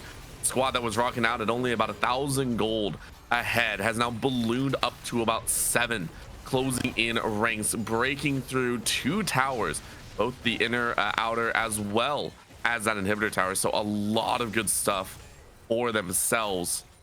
Fisher are in every right spot, and they're looking for the pinch as well. The beat drop coming from over the wall to be able to try to lock down onto Noodles. Instead, they're going to end up with YHL. He's going to be forced to Breath of Life himself. Encore comes on across, connects onto 3. The lockdown finds Jameeb in on the flank as Mr. Fluffy. He will not survive for long. Jameeb trying to pump out a little bit of damage on the side, but Brabro's going to be able to find him, and Brabro has got so much to pick up for here. Noodles going to be able to return fire onto him, tries to dash back away, will eventually be finished off by Nino, and there's the CC onto Yoshui. Brabro was hunted down, was finished off, but it's going to cost them everything. 4 members drop for Meebo's Weebos, and the mid lane inhibitor soon to follow. Just so easy. A resounding fight where Weebos thought it was over, and Fisher get everything that they could possibly want. Now this massive influx puts everything in a precarious position because Dragon is up. That Dragon came up a while ago, actually, about a minute. So Rowlick just slowing things down. You know a Bruness is over there. It's going to be theirs. And Fisher now looking and staring down the itemization of Weebos. 0 heal cut. Nobody on that side is allowed to take the 500 gold detour to get that heal cut, that heal reduction. Fisher are eating good right now with a massive, healthy 4 dragons to 0. And now Nino found once again here. Realm Warp comes through. Jameeb going to bring on over his jungler, but too little too late to be able to find much of an engage angle. Or is it? Jameeb steps up again, finds that lockdown. Flash used by Nino to try to get himself out of here, but Collapse is still coming through. One more combo, and Jameeb will claim a big shutdown, but the rest of Fisher making moves on their remaining structures. And the problem is you only got 1 kill. Now you got to go defend. At this point, Fisher are looking at more than just the inner tower. They want the inhibitor tower as well. I don't think they're going to get it. It's a very slow take. Ash arrow down to no man's land as they're trying to catch that recall on the back end. Do they get it? They do. They stop the rise from all the way across the map. Beeb, nowhere for this man to go. Now his team's gonna have to fight without him. They did find a track onto Brabro, but they do need to be able to finish Leza, and they will do so. Noodles able to stay alive and keep raining through the shots to keep Meebo's Weebos in this game. They find both carries. Jameeb did get finished off by Bruness on the bottom, but Meebo's Weebos will hang on to this game for the time being. I mean, that was Meebo's Weebos grasping at straws. You saw the arrow used. Poor Jameeb couldn't do anything. Because of that, Mr. Fluffy and everyone on the Weebo squad said, we got to send it. We got to take something on the map, which they did. Do not get me wrong. They stopped that push on the top side. But it's still only a minuscule payment. Fisher still owns so much of this board. 4 dragons, 6 towers, 2 grubs to their names. They had a Baron earlier as well, with the next Baron coming up shortly. They have been playing with everything they could possibly ask for at the current moment. Absolutely. And Meeb back up in the top side, down some summoner spells, down quite a few tools after his altercation with Brunus on that bottom side, but sure, giving the boys a pat on the back for what they've been able to accomplish on the opposite side. There's a lot of shutdown gold into Noodles. He is now 3 items deep, 3.5 really, even has a little bit of an item lead on where Brabro is at this point. So if they can keep this Lucian safe, if he can dance around the fight, he can be the key to everything.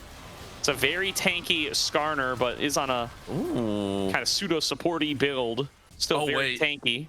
TP coming on through. This is Nino. He's going to get jumped on right away. They use the unstoppable force on the point blank Gnar to be able to turn this into a 5 versus 4. But now that is their big engage tool down.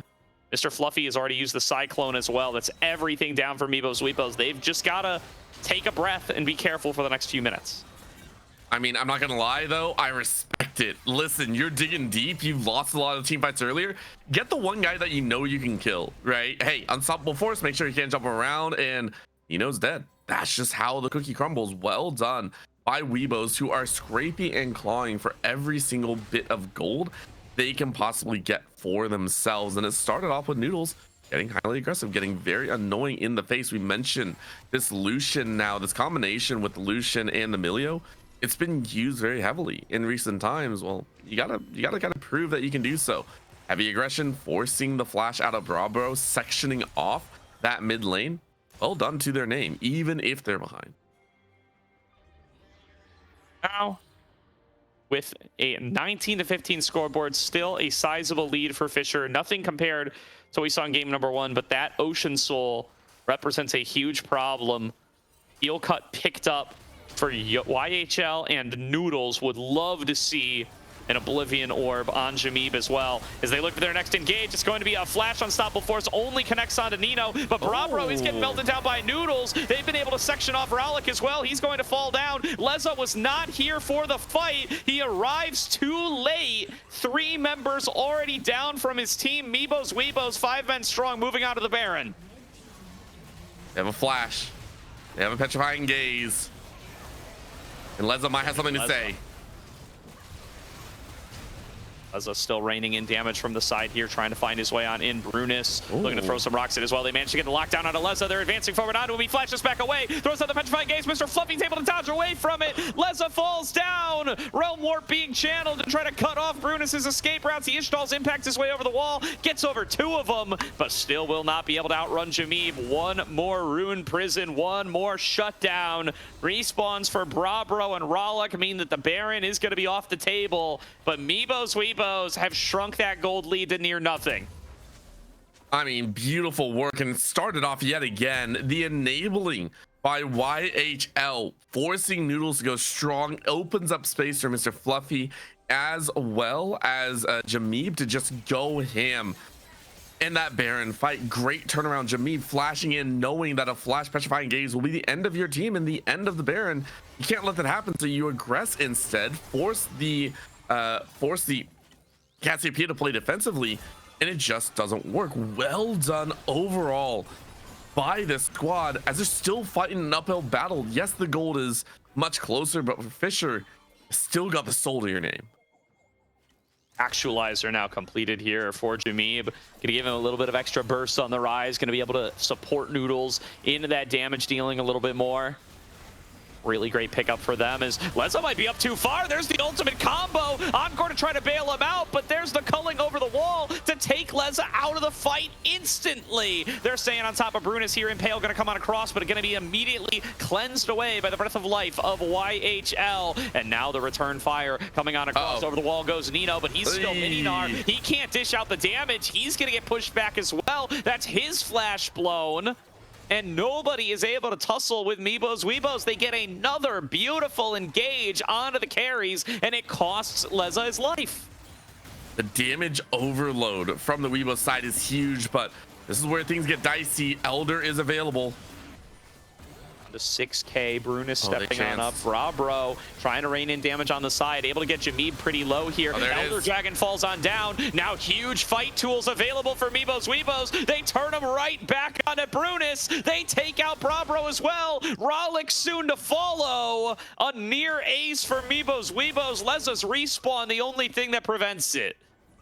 Huge dub for the Weebo squad as they are powering through a lot of these battles, and they turn their eyes to the objective they could not complete earlier, straight over towards that Baron, saying, hey, you took it from us before, you stopped us on the second. For the third try, we ain't gonna lose out. Well done to the entire squad. And again, it's just been constant offensive pressure. These members, Noodles, Jameeb, Mr. Fluffy, Yoshui, and then YHL, all 5 of these players, they've been so aggressive in how they target one person down. They're overloading the Ocean Drag, which I never thought I'd ever say. They are willing to overload an Ocean Soul and just outright DPS them down. It's crazy. Been really successful for them so far here, and now a difficult task ahead of them for Fisher College to try to fight their way back into this and avoid going to a game number 3. It's only a best of 3 here, but it is still an elimination series. Stakes are high. You do not want to have to put yourself in such a dangerous situation, but the gold lead is basically evaporated here. You're relying on your Ocean Soul and the fact that you feel confident in your scaled up carries, but with the Elder Dragon still up and available, still on the team, you really cannot take a fight here. Noodles just steps up, dumps out the culling, and just like that, Leza's forced out. You're gonna have to give up this inhib. Yeah, can't hang on to it at all. And with Yoshui being that front runner, being in front here with the Malphite that we kind of called out earlier, it's doing work and being that boulder in the front line. For the fight, they really want to be able to take a fight with this Elder and just close out the game. They do still have that Baron buff as well. They are going to go in for the engage. The Encore going to do some work to disrupt, but they did finish off Leza on the opposite side. That is going to be in trade for Yoshui. It's a 4 versus 4 now, up in front of the Nexus turrets, but the first Nexus turret going to fall on down. And carry for tank, definitely going to feel good for Meebo's Weebos. Noodles still at full HP. The Gnar into the back line, trying to get in there on towards the likes of the Rise, but they just cannot get the damage that they need. And Noodles stays and fights, able to take out his 80 carry counterpart. Second Nexus turret gonna fall, and the Nexus is next up on the menu. No time to reset to the fountain, no time to try to heal. You've got to fight it out right here, but nobody can stop Noodles on the Lucian. Meebo's Weebos will take us to game number 3. I mean, I did say I want to see Noodles be a threat on the table. I wasn't really expecting it in that fashion, popping off to a 12, 4, and 16 status, being a menace. And yes, the damage numbers, I'm sure, will reflect that Jameeb did a large chunk of that work, being very powerful, being, you know, shelling out the damage. I saw the actual Elijah procced at least 4 to 5. Shut down very, very heavily, lost their lives twice to the Rallic Bravo combo. And in this game, normally you wouldn't think about it. You wouldn't say that a Lucian Milio combination would be great for the late game. But I've also never seen a team quite literally just overwhelm an Ocean Soul. Well done to Meebo's Weebos. Yeah, really well done there. I mean, this is why people do pick it into the Ashe Seraphine duo. Your ability to just cleanse right out of the Encore removes a lot of the power from that support, and your ability to out-duel with the Ashe will remain true for the majority of the game. The fact that they're able to find Leza, fight and fight again, really pays off big time for them there. And the fact that they're able to win these fights, even if they don't get the perfect unstoppable force, is what I didn't expect. They're able to take an engage onto Nino in mini form, blow him up, and then win out 5 versus 4, even without necessarily having the engage tools. And then when they did get the good engages off onto somebody like Leza, it was a very easy fight win for them every time. Yeah, again, it was just cover your backside and make sure Noodles was alive. And for Fisher, Maybe it was that communication. It wasn't even that they weren't flashing out at the right things. It was a lot of the time someone just stepped out of position. They were not, maybe fully communicating with each other. As you mentioned, Leza got caught here and there, but it wasn't just Leza. I mean, Brabro also in situations that Ashe was just kind of in no man's land, trying to drop those volleys down, trying to get that arrow, trying to get vision for the team. I don't hate it. I really don't, but it was problematic in the end. So this time around, I wonder what they are going to draft. A lot of power picks now off the table. Game 3, kind of up to the Wolves. Yeah, and definitely throwing a wrench into our expectations on the day. Once again, are the Meebos, Weebos. The Cinderella story will continue on for the time being. If they can pick up one more win, they will lock in top 6. They will get themselves another series, and they will eliminate Fisher College, another top-seeded organization off of the group stage. Find out if they're going to be able to do it. We're going to throw it to a quick break here, but we'll see everybody on the other side for game number 3.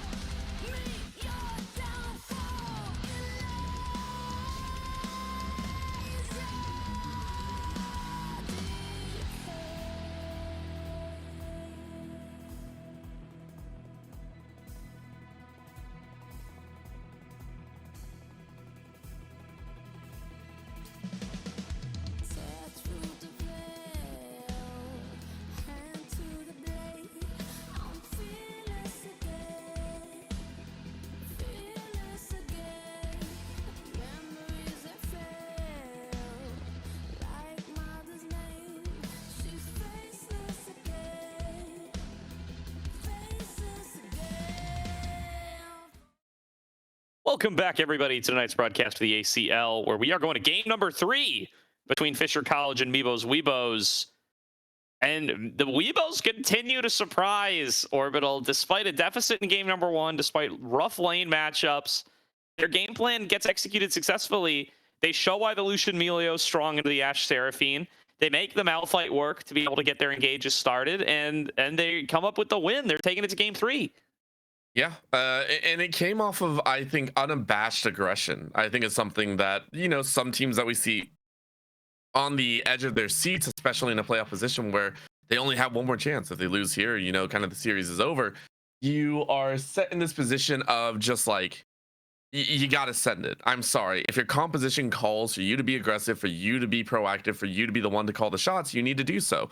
And they did it in style. Remember back towards that mid lane fight where we saw you kind of being shocked and me being shocked as well. When we watched Yoshui quite literally unstoppable force a mini Gnar. That was it. That was the play.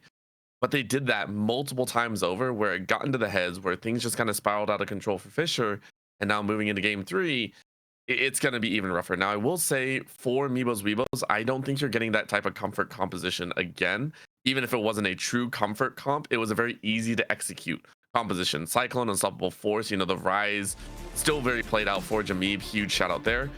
I don't think you're going to get that favor. And for Fisher College, you say the exact same. No, you're not going to get red side either. Those Weebos on red, I assume that means Fisher College is taking counter pick. They've had first pick throughout the series. I do suspect that they've decided that they want to be the ones with counter pick this time around. We are missing, what champion are we missing in Fearless? We are missing what top laner did Rumble. Nino playing game 1? Rumble. Good call. Yeah. All right. I have a brain. There it is. I don't have Hey, the man. brain. I have a brain though. I got you.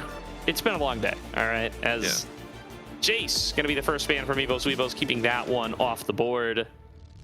And I'm very curious to see what the Weebos are going to try to first pick here. They're going to get a crack at probably a meta jungler or Mr. Fluffy, assuming that the bans don't end up being Jarvan, Nocturne, Pantheon.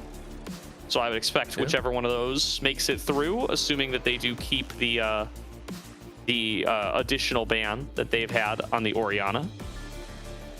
Yeah, I could see that happening. You know, kind of target focus and move your way in. Again, for Fisher though, it has been a point of pride that they never had to, but now on the red side that might be a change. We do have a couple questions for them, but for Meebo's Weebos, they are focused here. The Jace as well as that LeBlanc, still very targeted towards that mid lane. Still saying we don't want to deal with that at any stretch of point. I'm curious what they're going to drop down to in the ADC pool as well. High priority is already taken away. The Jhin, the Lucian, the Varus, and the Ashe. Couple other options are open, obviously. There's a very large pool of ADCs, but for priority's sake, would be a difference as it's the Nico to be banned out here. Pop Blossom is a menace, so kind of makes sense that Meebo Weebos wouldn't want to run into it. There's the Pantheon, so the full jungler suite going to be banned away here by Fisher. That does leave up the Orianna. I wonder if they're just going to pick that for Jameeb here as a very strong blindable mid laner. Play up against Leza. I think that would be my choice. Instead, it's going to be a first pick Kalista. Wow. Ooh. This again lends itself to the fact that we saw Meebo's Weebos pull out a victory against Tempo Rush in their previous matchup. This Kalista was also banned out by Fisher in the previous, but to put such an emphasis on this champion gives Fisher a very wide net to deal with the Kalista and to deal with a lot of the bouncing around that could occur. Now, for reference, Meebo's Weebos played this with a Camille support. Very aggressive, very engage heavy, which does tend to dominate a lot of the utility enchanter supports that Fisher may want to run in this position. So defaulting back to it, I wouldn't be surprised to see something like an aggressive Alistar to be brought in, or a Braum, even if you're playing a little bit more on the safer side. Maybe if it isn't a high power support pick, it would be great into deterring what we could see go down. There's the Orianna though, as discussed a little bit by you earlier, Gordo. I like the pickup. It's open and it's available. Might as well go grab it. Yeah, I mean, really easy pairing to go with some kind of engaged support like an Alistair here if you want it. You know, pick your poison. You can get a Rel here or something like that as well. I think Brunus has a lot of different junglers left and available. You could go for something like the Vi as another jungler that has yet to be snapped on up, carries the ball well. They're going to snap up Smolder, so they're going to try to play a scaling matchup up against this Kalista. That's a little bold. I think Meebo's Weebos, you know, are going to be willing to play a super aggressive support duo with this Kalista. Could be something like the Camille, like we saw last time. But feeling that Brabro and Rallic are going to be able to withstand it. Yeah, I would definitely hope so. I think they're a combination, a duo that has been tried and tested in a lot of scenarios, and I really do feel like for Fisher, you're looking at that game number 2 saying, okay, it's a lapse in judgment. We had everything working for us in the early to mid. Maybe it wasn't as clean as game number 1, but game number 2 was still leaning in our favor. We just got a little bit, you know, disjointed towards that mid to late game, and we allowed their bot lane to roll us over. I don't think it's going to happen here, especially with the Smolder in your pocket. Heavy investment into the catch potential, though. An Azir shuffle could be very frustrating to deal with. That Emperor's Divide could ensure that the Smolder can't run away from a battle. And that Vi means the Assault and Battery will catch someone. You will not be running away. You will be put in the back of the police car. Yeah, and feeling like they have enough of a breadth of supports they're willing to play with this Kalista that they can take these kind of priority jungle mid selections right here, right now, with the first half of the draft. So they're going to take the Azir to play up against the Orianna. They're going to take the Vi as their blind jungler and as their ability to lock down Smolder. I wonder what the priority for Fisher now is going to be. Do they want to try to snatch up a jungler? They do. It's the Nefiri. This has been a big pick and an increasingly big pick globally. Tarzan's been playing a lot of this. Very exciting to see this one locked in for Brunus and try to take matters into his own hands. I love it. Very aggressive, and you can kind of see where everything else is kind of setting up behind it. For Fisher, a little bit more supportive in the mid lane role, maybe not being overly aggressive, and obviously you're not winning any major trades against the Azir. You can kill, and you can kill very well with this Nefiri if Brunus is being given it, which, as you said, should go down. Now we're focused on one of the first times where we're seeing the top lane fully exposed. We're seeing the support role fully exposed. I'm curious to see where the teams do put a lot of their priorities, where they decide to place a lot of their members, and so far it does look like it is going to be into that support role with the Camille ban. Fisher giving respect to the combination that gave Meebo's Weebos their way into this lower bracket run. So Camille gonna get banned on away. I think they're gonna try to take probably a couple of the better defensive supports here. The disengagers. I would not hate an Alistair Braum ban or something here from Meebo's Weebos, just trying to limit what options are available for this Smolder to try to stay alive. That would be the direction I would think that they should go in, but still plenty of options left. Instead, they're going to continue to try to tamp down Nino. They've been very concerned with what champions this guy might bring out for a lot of this series. The Aatrox ban has been consistent, although it feels like that's been at least partially directed at Brunus. Now that you see the Nefiri, I wonder if it's going to stay. It is up to the players. Focus up towards that top once more, the Gwen and the Jax.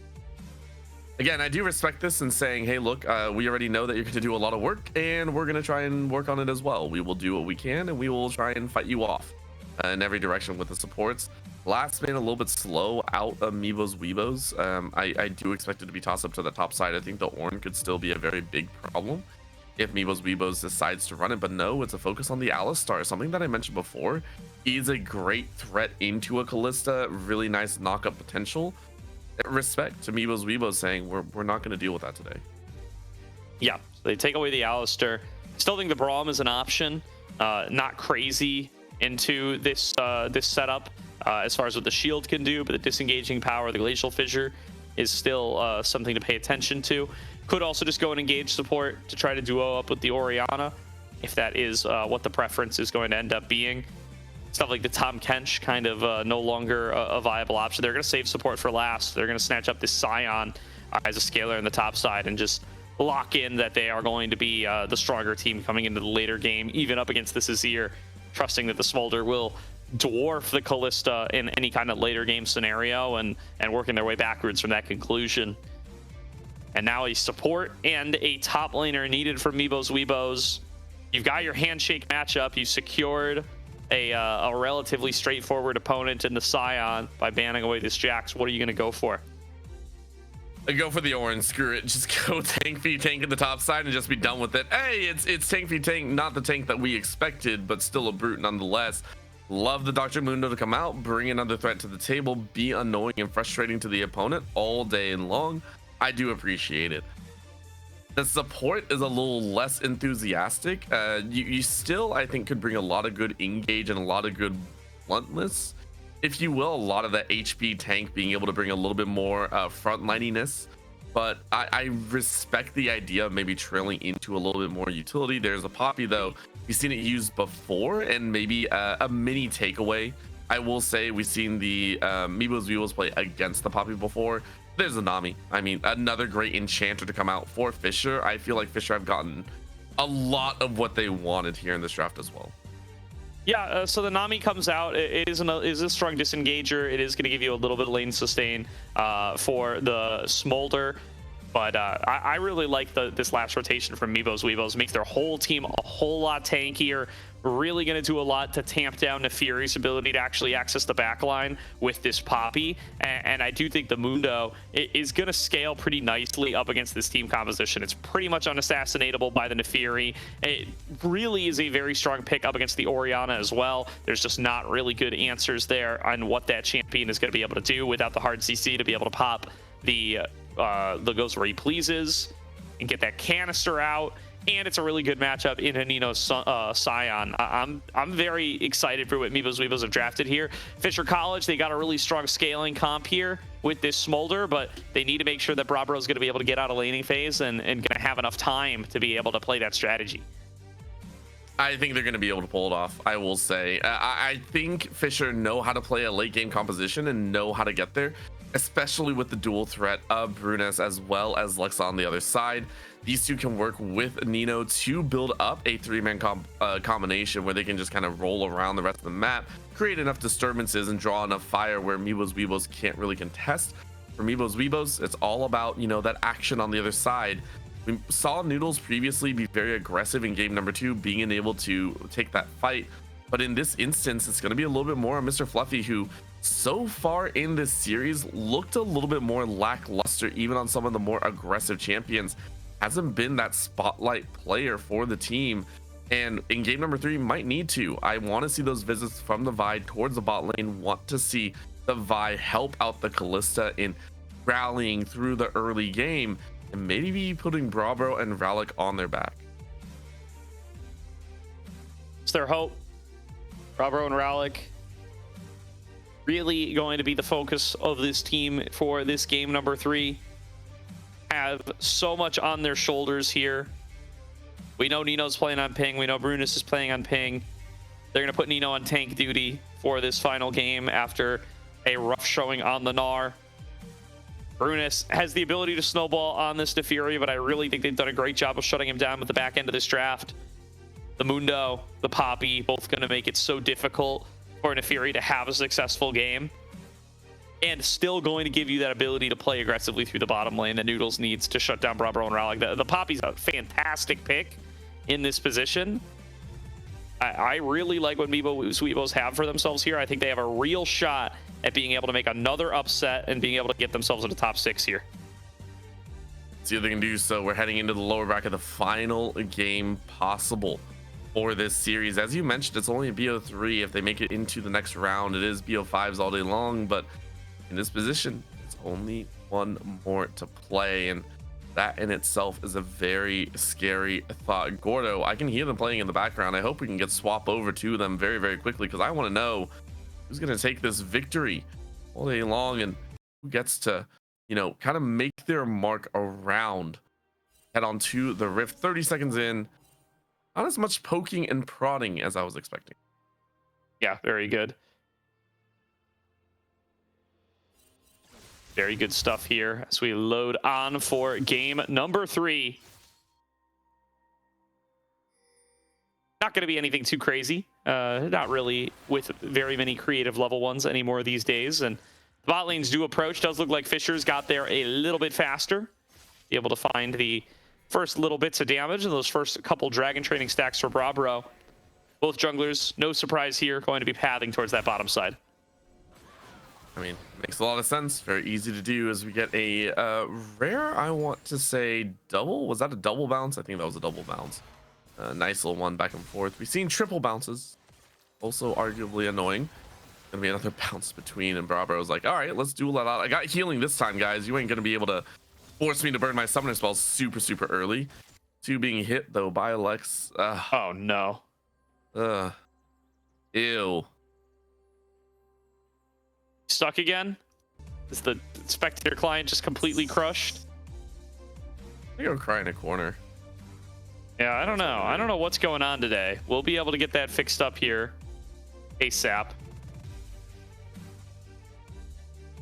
But with that, I mean, no huge surprises on how things are starting off here. I do expect that the push in the bottom lane going to have a lot of impact over who is going to end up really taking control early on, who's going to be able to secure that bottom side scuttler. Because Noodles and YHL, they need a couple of levels before they're going to be able to make too much happen. Yeah. It's going to be a long while before we see, I think, most of the action going down. So, you know, take a little time, take a breather, at least on our end. I know the players are definitely playing a little bit hard in there, trying to, you know, give it all we got.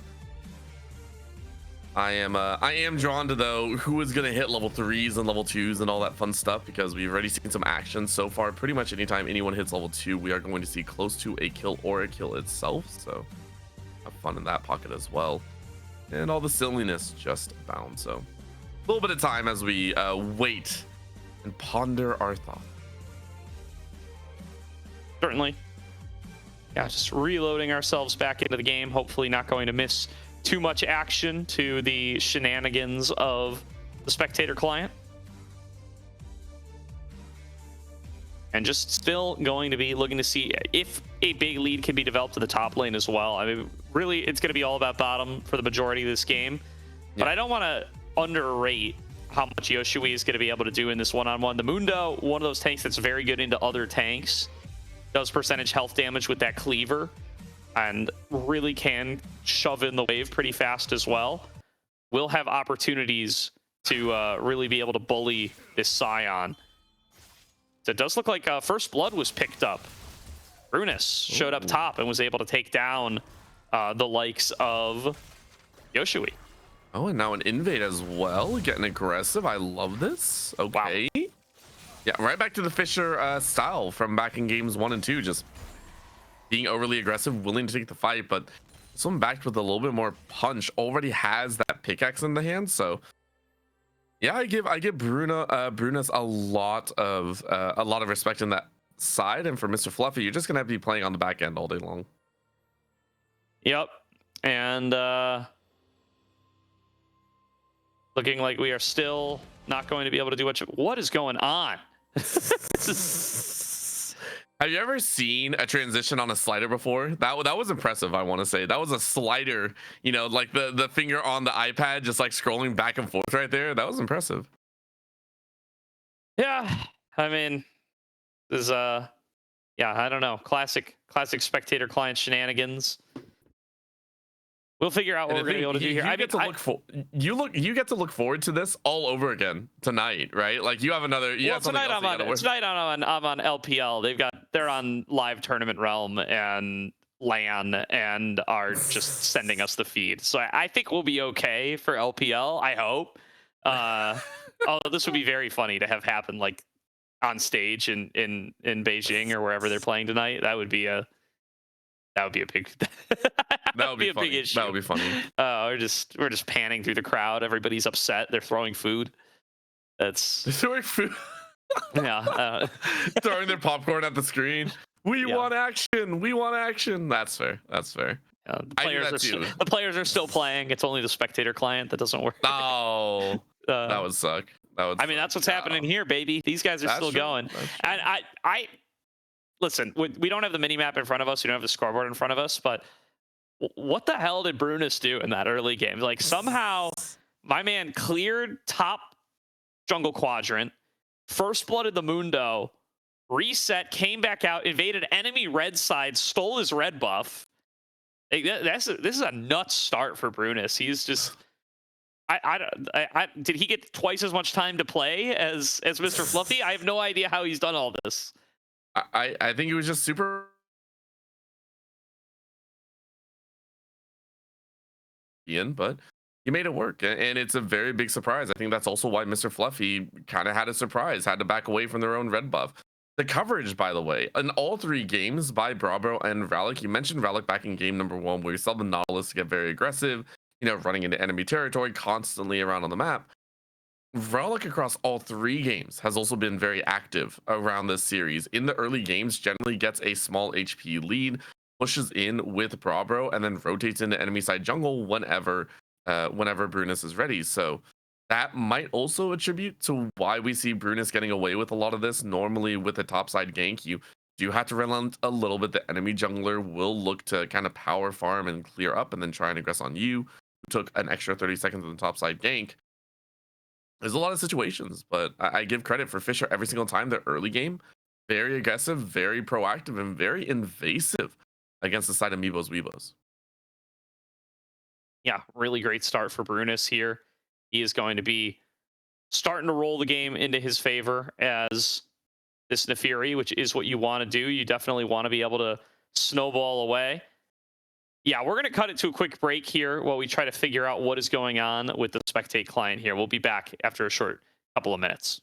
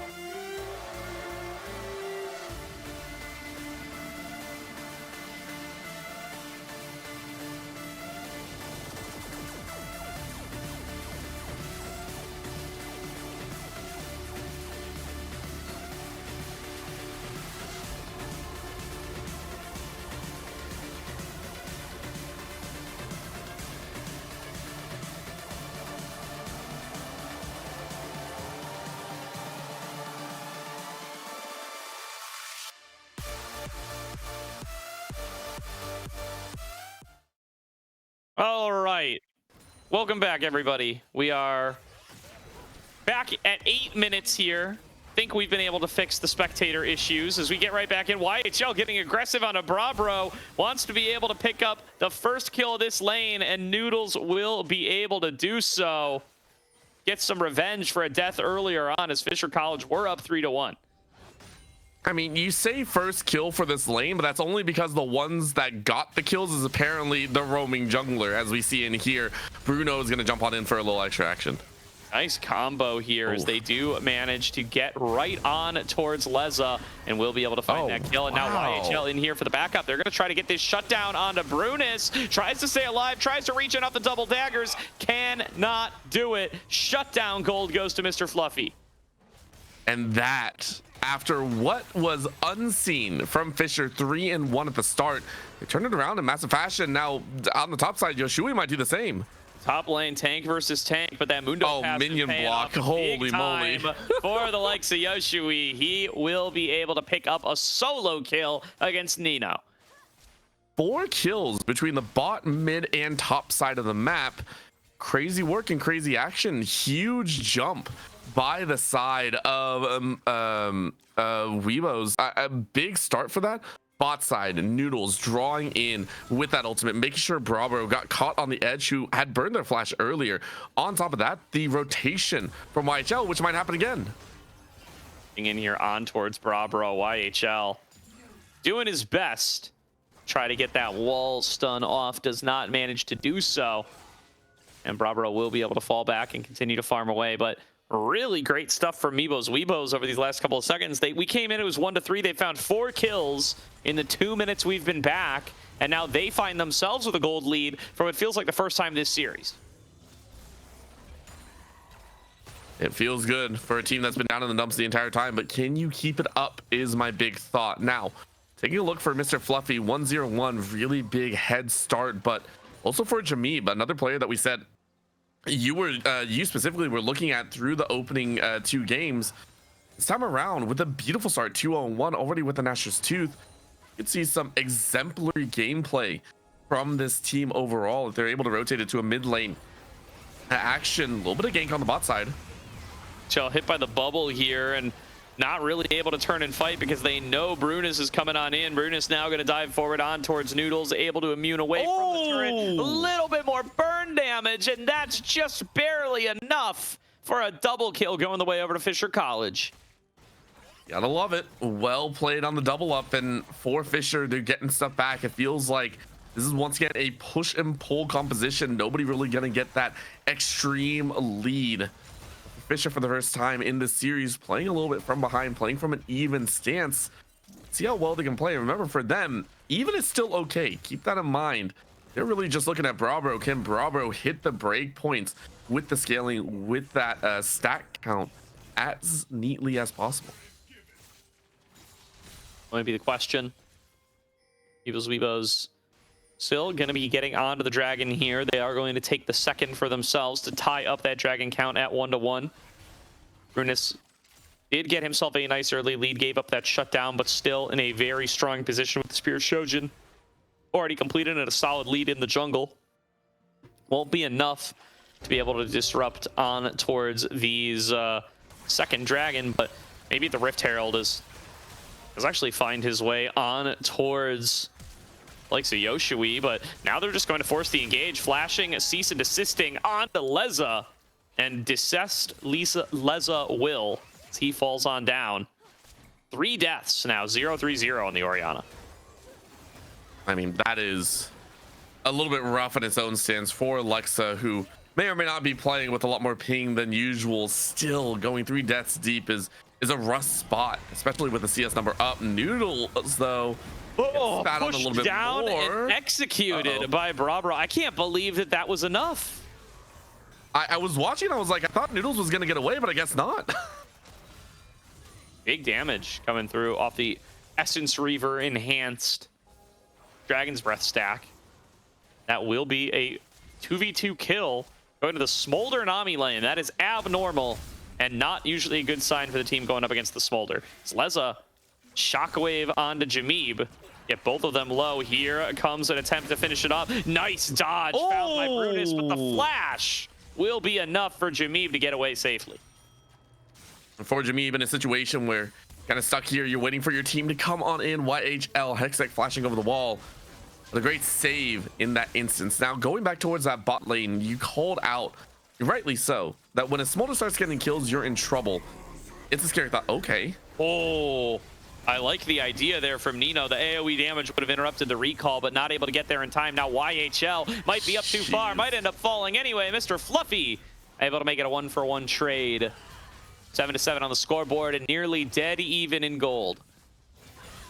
I mean, how much more aggression do you wish to have here? 7-7 at 14 minutes, a kill a minute is what we're looking at. But really, it's all eyes on the bot side once again. Brabro, who lost out early, we saw them die straight up to Noodles, has really made a fantastic comeback, has been that aggressive count. And remember, we're looking at that Smolder count going up here. That breakpoint is going to hit much sooner than expected, which will be a lot of fun. And maybe the saving grace, considering Leza will not be a major threat until much later on. That Orianna will not have the damage, considering they're 0-3-1.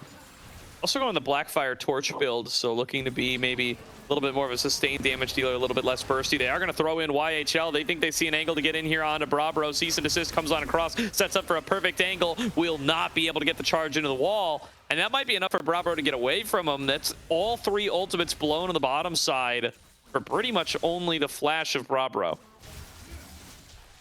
I mean, that is an investment and a half. Another shockwave being used here, however, and they catch YHL. They find him. He's already used the steadfast presence. Nowhere to go. Brabro on a killing spree. Brunus looking in for the dive. Will be able to take it onto Jameeb. Gets a reset onto his ultimate. Nowhere else to go with that fight, but Fisher College went out on 2 plays at the same time. I feel for Fisher, it's starting to get a little bit more frenetic. Meebo's Weebos are falling into this pattern of they're starting to outpace us. They're playing at an accelerated pace, and it's just not working. For Nino on the top side, you don't really care. You're what, 9 CS behind? It's not the end of the world. All you're watching for is his mid lane, and I love the fact that for Fisher, they're breaking this early to try and get a Leza out of lane. They're like, dude, you died a few too many times. Let's swap things up. Let's make sure the farming continues. Let's put you in a different lane where maybe we can use that shockwave to a better extent to set up Brunus. Brunus taking full advantage. He's got Cyclo Sword. He's got the Spear of Shojin. He is truly set up to be able to fight and be able to burst out anybody that he comes across with the Call to Pack. That will be Rift Herald secured, though, by Mr. Fluffy. Meebo's Weebos, aware of the points of power they have around the map, using them to be able to continue to secure these objectives. They got all 3 grubs as well while we were in a bit of a delay. Here's an advance forward from Jameeb. He might end up paying for it, although Nino not able to get the charge onto him. And YHL might have just created enough space. He is going to land the decimating smash, though. He's going to look to chase this Poppy down, but the return fire from Jameeb might be enough to push him back away. Oh, rough spot. Over the wall you go. Quick splash of the bodies. But in the world is Ralik, who has to take a very dangerous path, and goes the fishy. Yeah, you are fish bait in a half right there in unfounded moment. Noodles, though, getting aggressed on. Wow, I mean, that's some pretty aggressive stuff there from the likes of Brunus. YHL will be in the area. Here comes Mr. Fluffy for the backup as well. He's going to look to try to fight this one out. At least dodges his way through with the Call to Pack. And now going to be low health bars across the board. Nobody quite falling down. Leza wants a fight against Jameeb here. Has Brabro there at his back. Oh! Brabro, not many places left to go. The steadfast presence going to buy him some space, but 2 kills picked up right away for Fisher. They are traded right back by Meebo's Weebos. 2 for 2. Mid lane and bot lane drop on both sides. And I feel like that was a very unnecessary fight from Fisher. No reason that you need to be there, and you're about to be in a really difficult spot once more. Of course, Brunus is healing up quite well. There was no reason to really fight that. That was what feels like Fisher kind of limit testing how far they could go. They're still going to get some coverage on the Dragon, but it will be contested.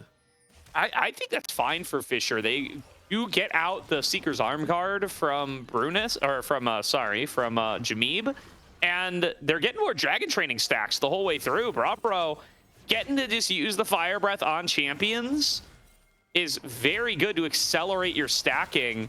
The Dragon count already a little bit disrupted here for Meebo's Weebos. They're not going to be able to get soul before this guy hits 225 stacks, and now they're not even going to be close, as Fisher are going to secure themselves a second one. And it feels so good. And resounding fight afterwards, though, might yield a couple kills over to Meebo's Weebos. Oh, look at Jameeb coming in on the backside. Finds Ralik, able to finish him off with one of the soldiers. And that was the steadfast presence grounding on towards Brunus, looking for the shutdown. He does manage to fight it back out, though. Will eventually get shut down by Jameeb, but does manage to trade his life back. Now Leza up too far, going to fall down himself. And Brabro, meanwhile, did get picked up as well. That is going to be Meebo's Weebos with a big fight win. Forcing Fisher to scatter and not allowing them to have that kind of team fight freedom. It's a patented style of Meebo's Weebos, who a Cinderella story feels like it might continue a little bit further if Fisher don't really get themselves under control. I say that with all the love in my heart because at Dragon Take, really, really good. They tried to slowly back away, but again, caught out on the back end, and Leza just unable to run away. Thing is, though, Fisher, I think, could have disengaged a little bit faster. They could have just sacrificed 1 and gotten away with 3 alive. Instead, they turned to battle. But Weebos taking advantage of a lot of these fights and battles, and Fisher just unable to respond. It's yielded this 1,000 gold lead, which, you know, we missed a couple of minutes, Gordo. I feel like this 1,000 gold lead has been there for the entire time. I agree. It's been there for a while. Weebos been able to hold that lead for the time being. They just need to be able to push it a little bit further. I worry. Oh, it's another fight breaking out here. Shockwave goes short, but they might be able to get in here onto Mr. Fluffy anyway. Brunus not slowing down and not going to be able to leave without a fight. Goes in for the Hound's Pursuit. Going to be able to jump forward on towards the likes of Jimmy, but he's got nowhere left to go as Brunus takes a second life in the fight. YHL will be able to escape, but Fisher College are going to take this as the alarm to start off that Baron. And for Fisher, breath of fresh air. Can you get it? You're losing ground everywhere else. You need this super fast.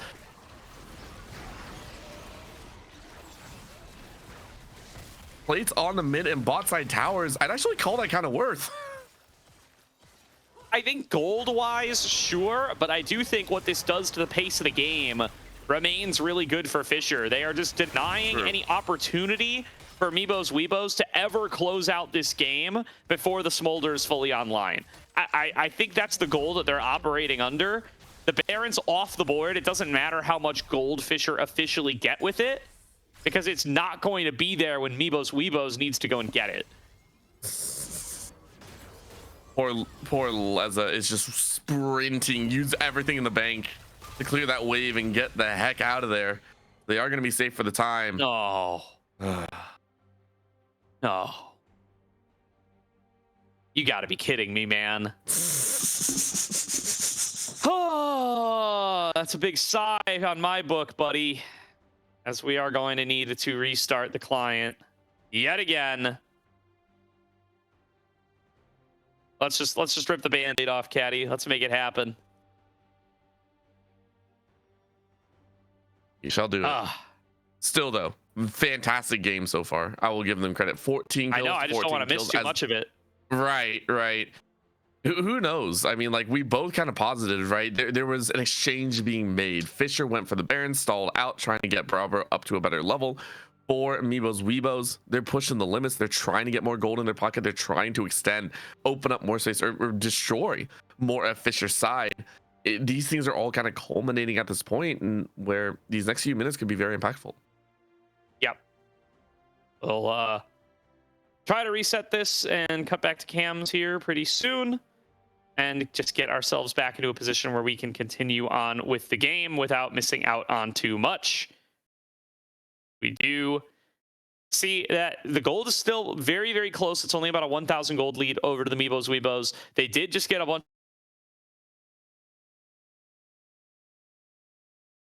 of great opportunities to potentially be able to push for more, potentially able to wrest some more control.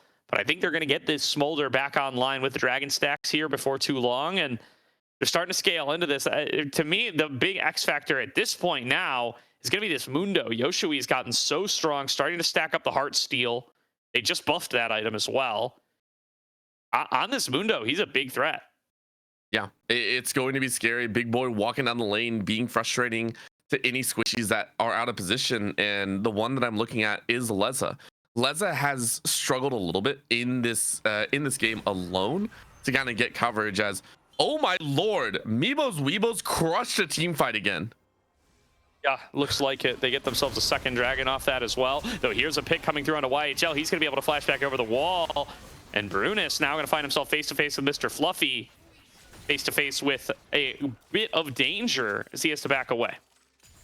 I mean, that was 1.5. I'm looking over on the other side. You can see YHL pinging a lot of silliness as they've transpired with the unsealed spellbook, trading out all their summoner spells. It's been very, very useful on this Poppy.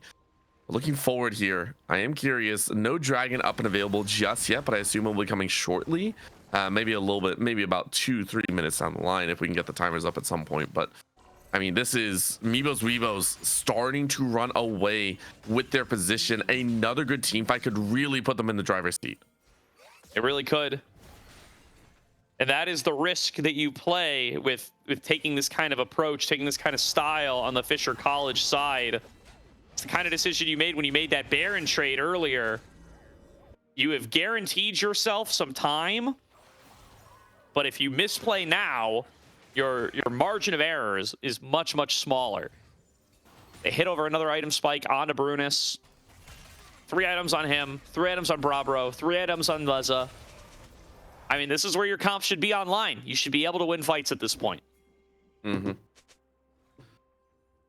Not just that, win them convincingly to take more on the map. You shouldn't just win a team fight. You need to be able to take, you know, a tower, an objective, or anything of the sort. We're going to zoom back out, take a little bit of a spot look. Baron currently covered on both ends by both teams, so anyone starts it, things are devastating.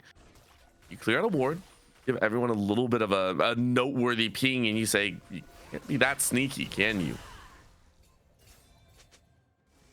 No, coming on up, they do see Yoshui on the bottom side, so Fisher College take that as a sign that they are free to shove in this mid wave.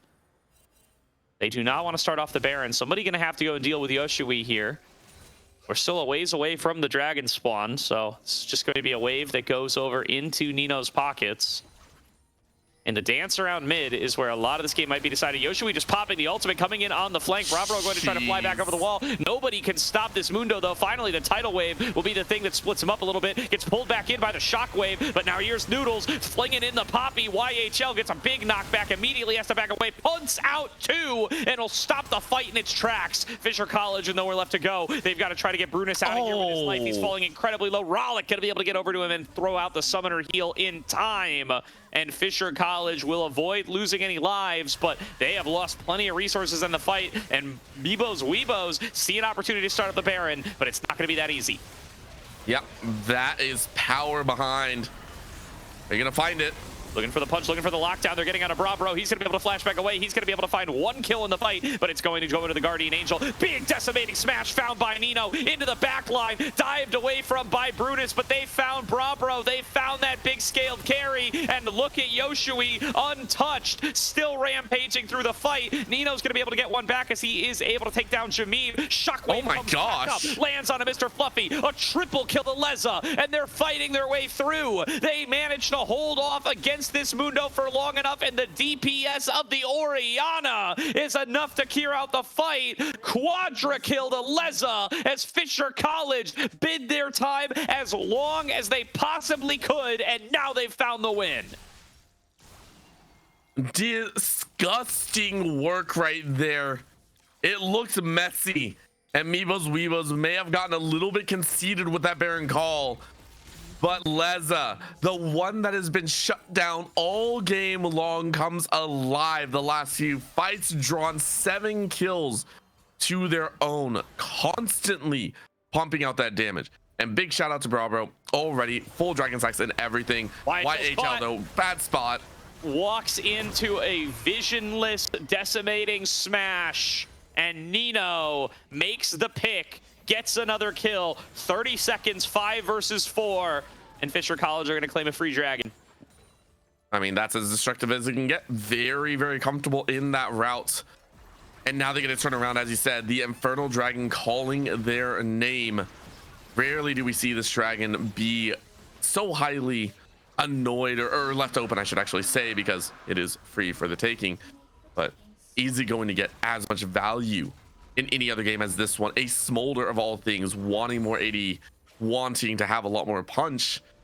It's going to be very, very easy to use here for Fisher, who, again, in a kind of stalemate position, come to life at the last moment here at 30 minutes. Fisher College, I mean, I don't want to get too far ahead of myself, but I feel like that team fight could have been the breaking point. Meebo's Weebos, if they're able to finish off that fight, if they're able to come up with a win, I think it's very hard for Fisher to reestablish themselves up against another Baron. But since Fisher are able to take it, I mean, puts them in such a better position coming into this next fight, but they are forcing the Baron. They're getting it fast. Yoshui looking to be able to create the space, gets in forward. The Baron falls down. Oh, Brutus no. is able to find the steal. Brutus is locked out. I've caster cursed it all, Orbital. This is a terrible situation for Fisher as they lose that Baron anyway. YHL, is he overexerting himself, getting on a Brabro? Brabro's got nowhere to go, able to flat. Oh, he turns it around. Able to execute on YHL, and here comes Nino right through the stasis up Jameeb to earn a triple kill for Brabro. Fisher College might have just scaled too far. I didn't curse anything.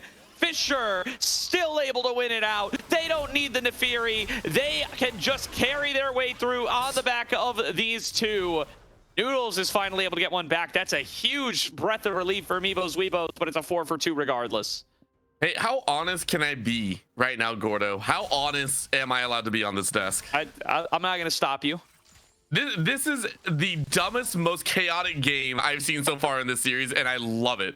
That is all I'm going to say. It doesn't feel like the setups matter as much as individual hand skill and decision making in that very moment. Everything we've seen from the last 25 minutes doesn't really matter. It matters about the moment. It matters about that scaling. This is what League devolves into at the end of the day.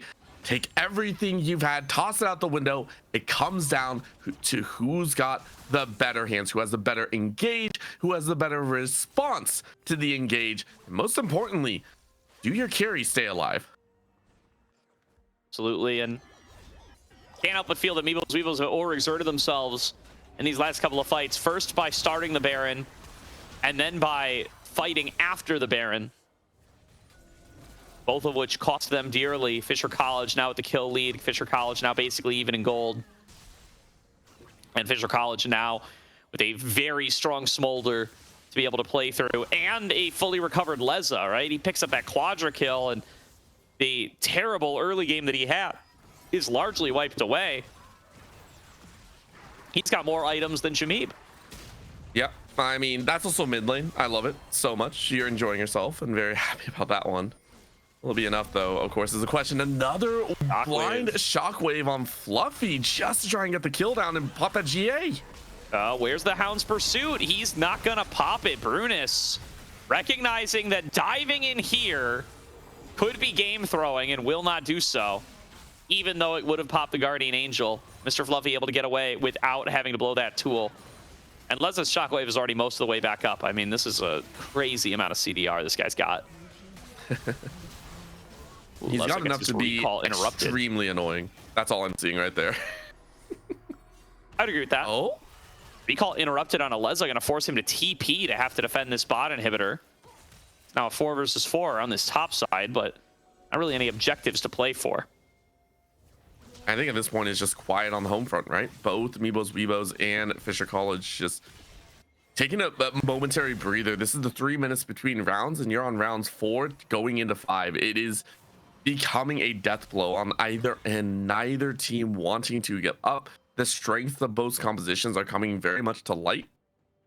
If Meebo's Weebos are able to set Brabro fast enough, you get the win. You just clear that dragon ASAP and they're gone.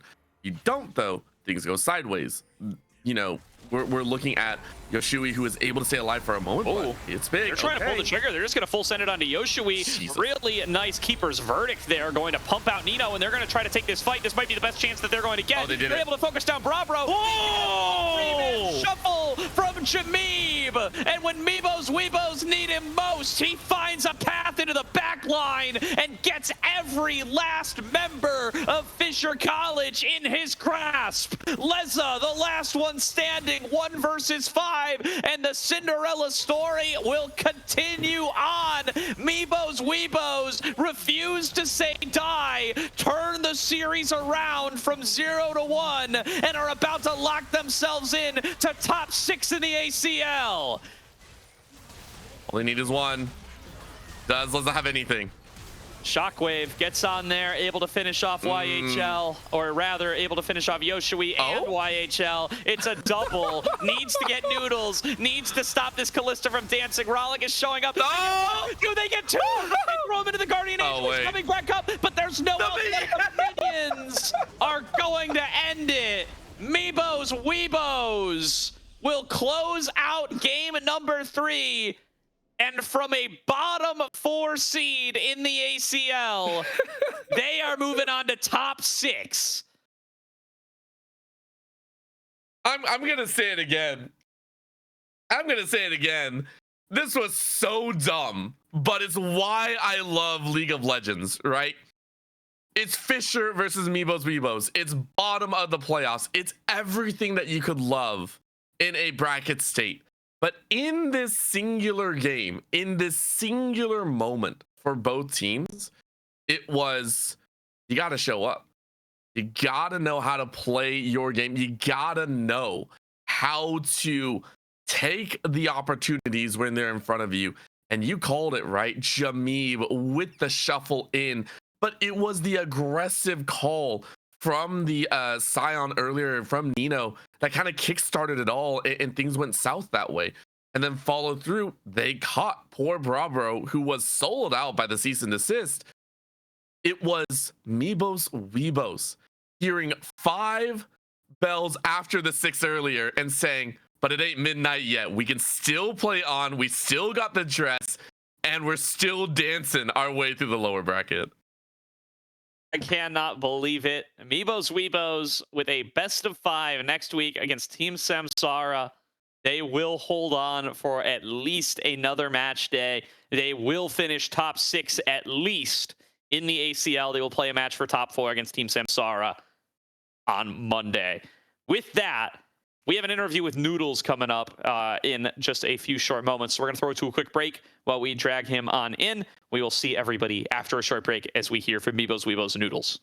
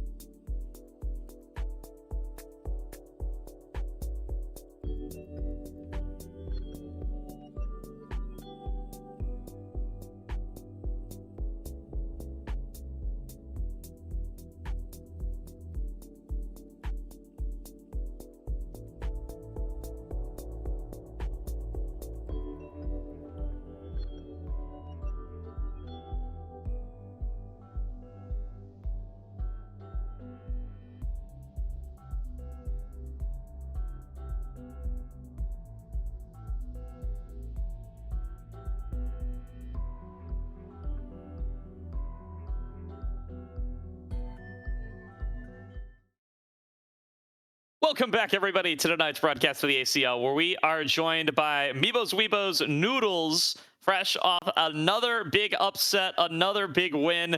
You guys have now locked in top 6 in the ACL, and you'll get a best of 5 next week. Nice. Good stuff, Noodles. Well, welcome to the stream. Happy to have you here. How are you feeling after the win? I mean, what were the team's expectations coming into play against Fisher College? This is a team that had a lot of star power behind it. A lot of people were really hyped on this team after their regular season. Yeah, what was the team's attitude coming in, and how's everybody feeling after the game? Well, against Fisher, we were a little nervous, I guess, but to lock in, we just played a little bit of Arena right before and some ARAM, and we also did a ton of draft prep, but they're a really good team, and they even beat us. I think it was in the upper, or like the number 1 seeding. So we came in a little bit more prepared too, with especially bot picks. So we really tried our hardest this one.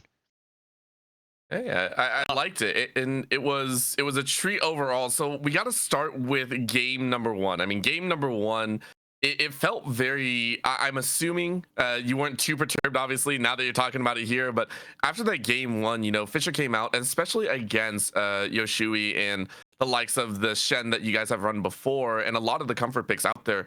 Did it feel a little bit hopeless from that game loss, or were you not too worried heading into the rest of the series? Going into game 1, I think our draft was fine. The execution wasn't really there. We made some early laning phase mistakes, and they came out pretty ahead. But I would say that after game 1, we had a team talk. We were just saying, you know, let's hype each other up, let's win. We need to really be on our best behavior. Don't throw the early game. And we really tried our hardest out this second game. I mean, I don't know if you're going to ask about it, but game 2, we thought it was looking pretty rough, but we just kept trying our hardest, looking for angles. Huge shout out to the team. They're all good friends from college, and I just kind of came in as like one of the support's friends, and they never really give up. I've played on a couple of teams in ACL and AVL, and I would say the chemistry is definitely the best on this team. They're all really good friends, and I like playing with them. I love the love that you give, because it really shows in the team. And to harken back to what you said, you're always looking for angles, your entire team, and it really showed in game number 2. I gave a lot of credit to you, because it seemed in game 2 you exploded into that mid to late game, and it did transition into a game 3 victory as well. When looking at that game 3, where almost your willingness to go for fights may have made you toe the line a little bit too much, and it ended up with you guys pretty much neck and neck with Fisher all the way. What were your final thoughts moving into the later stages of game 3, where it's quite literally one team fight and you lose? Was there any instance where you or your team were ever worried, considering you just said it's like, hey guys, don't worry about mistakes from the early stages, just kind of keep locking in, we got it? Regarding game 3, I let my support know, but he griefed me a couple of times, so I just wanted to let that be known. Have it on record. We got it. Yeah, but I guess my team, I would say they're really positive people. They kept saying we outscale a Smolder and a Scion, and in the back of my mind, I'm like, I trust them full-heartedly, even though, you know, Smolder's known as like one of the best scaling champions. But lo and behold, you know, Mr. Fluffy got a really good engage on Smolder, and then Jameeb got one of the best Azir ults that I've seen from him. And when it all kind of comes together, you know, your adrenaline's pumping, and you're really excited as friends and as a team. Yeah, I mean, it showed. And I do just have one more as we zoom the scope out a little bit. As we've noted here on the broadcast, and maybe to the dismay of some of the players here, you guys were not exactly, I want to say, favored to be in this position. Even through the regular season, you guys were kind of seen as the underdogs throughout the entirety. And that was even shown here in the series against Fisher, a well-known name in the collegiate scene. Have you been expecting yourselves as a team to make it here into the playoffs in the way you did as the top of your division? And has this playoffs run been to your expectations, or do you feel like you and your team have kind of exceeded what was expected of you? Yeah, I mean, our support YHL, he couldn't even play an AVL. That was what we were trying to play for. So we said, screw it, let's play some ACL. And definitely we were all masters at the time. We've definitely hit challenger in the past, but none of us really played this season. But we wanted to do something as friends. We didn't expect to get top of our group, but we definitely knew we could at least make playoffs. We definitely didn't expect top 6, but here we are. 3 games deep, 3 bangers. After game 2, we were definitely screaming because we didn't expect to win. But then when we broke the Nexus, like games 2 and 3, we're I remember my legs were numb, and I stood up and I was like, wow, this is exciting. The most exciting series I've played. That's awesome, man. That's awesome. Really, really happy for you guys. Congratulations on the win. Super exciting stuff for the ACL. This is probably the biggest gap between preseason seeding and final finish that we've ever had in ACL at this point. I'm gonna go out on a limb and say it. I don't have any facts to back it up, but I'm pretty sure it is the case. Any big thoughts heading into? We already know your opponent on Monday is going to be Team Samsara. Any thoughts on that opponent? Are you familiar with that team? I think my support in my mid would know a little bit more. I've probably played against some of the guys in solo queue, and I mean, if they're any better than Fisher, then we have to do some locking in and talking about what happened this series. Good stuff. Good stuff. All right. Well, do want to give last word over to you, Noodles. Anybody you want to shout out? Anything you want to say to those at home before we close out the series? I shout out my good friends on the team Meebo's Weebos. Thanks for inviting me to be a part of the team. Give a shout out to my girlfriend, Teresa, for always watching and supporting. And I give a shout out to our sub, Ben Tat, Swiper. He's a really good looking guy, and he's been job interviewing. So, and a shout out to you guys. Thank you for always streaming us for some reason. Absolutely. Thanks a bunch, Noodles. Appreciate having you on, man. Congrats on the win. And thank you, everybody at home, for tuning on. And we will be back on Monday, same bat time, same bat Twitch channel, and same bat time as tonight. Not our normal bat time, though, because we will be starting an hour earlier as we get into best of 5 seasons. So 7 Eastern will be the start time from Monday through the rest of the split, as we will be in best of 5 territory. We hope to see you there. Until then, for myself, Orbital, and Caddy on Prod, we will see you guys next time. Reminder that it's code Aegis for 3,000 yen off your first order over on ZenMarket. We'll see you guys then.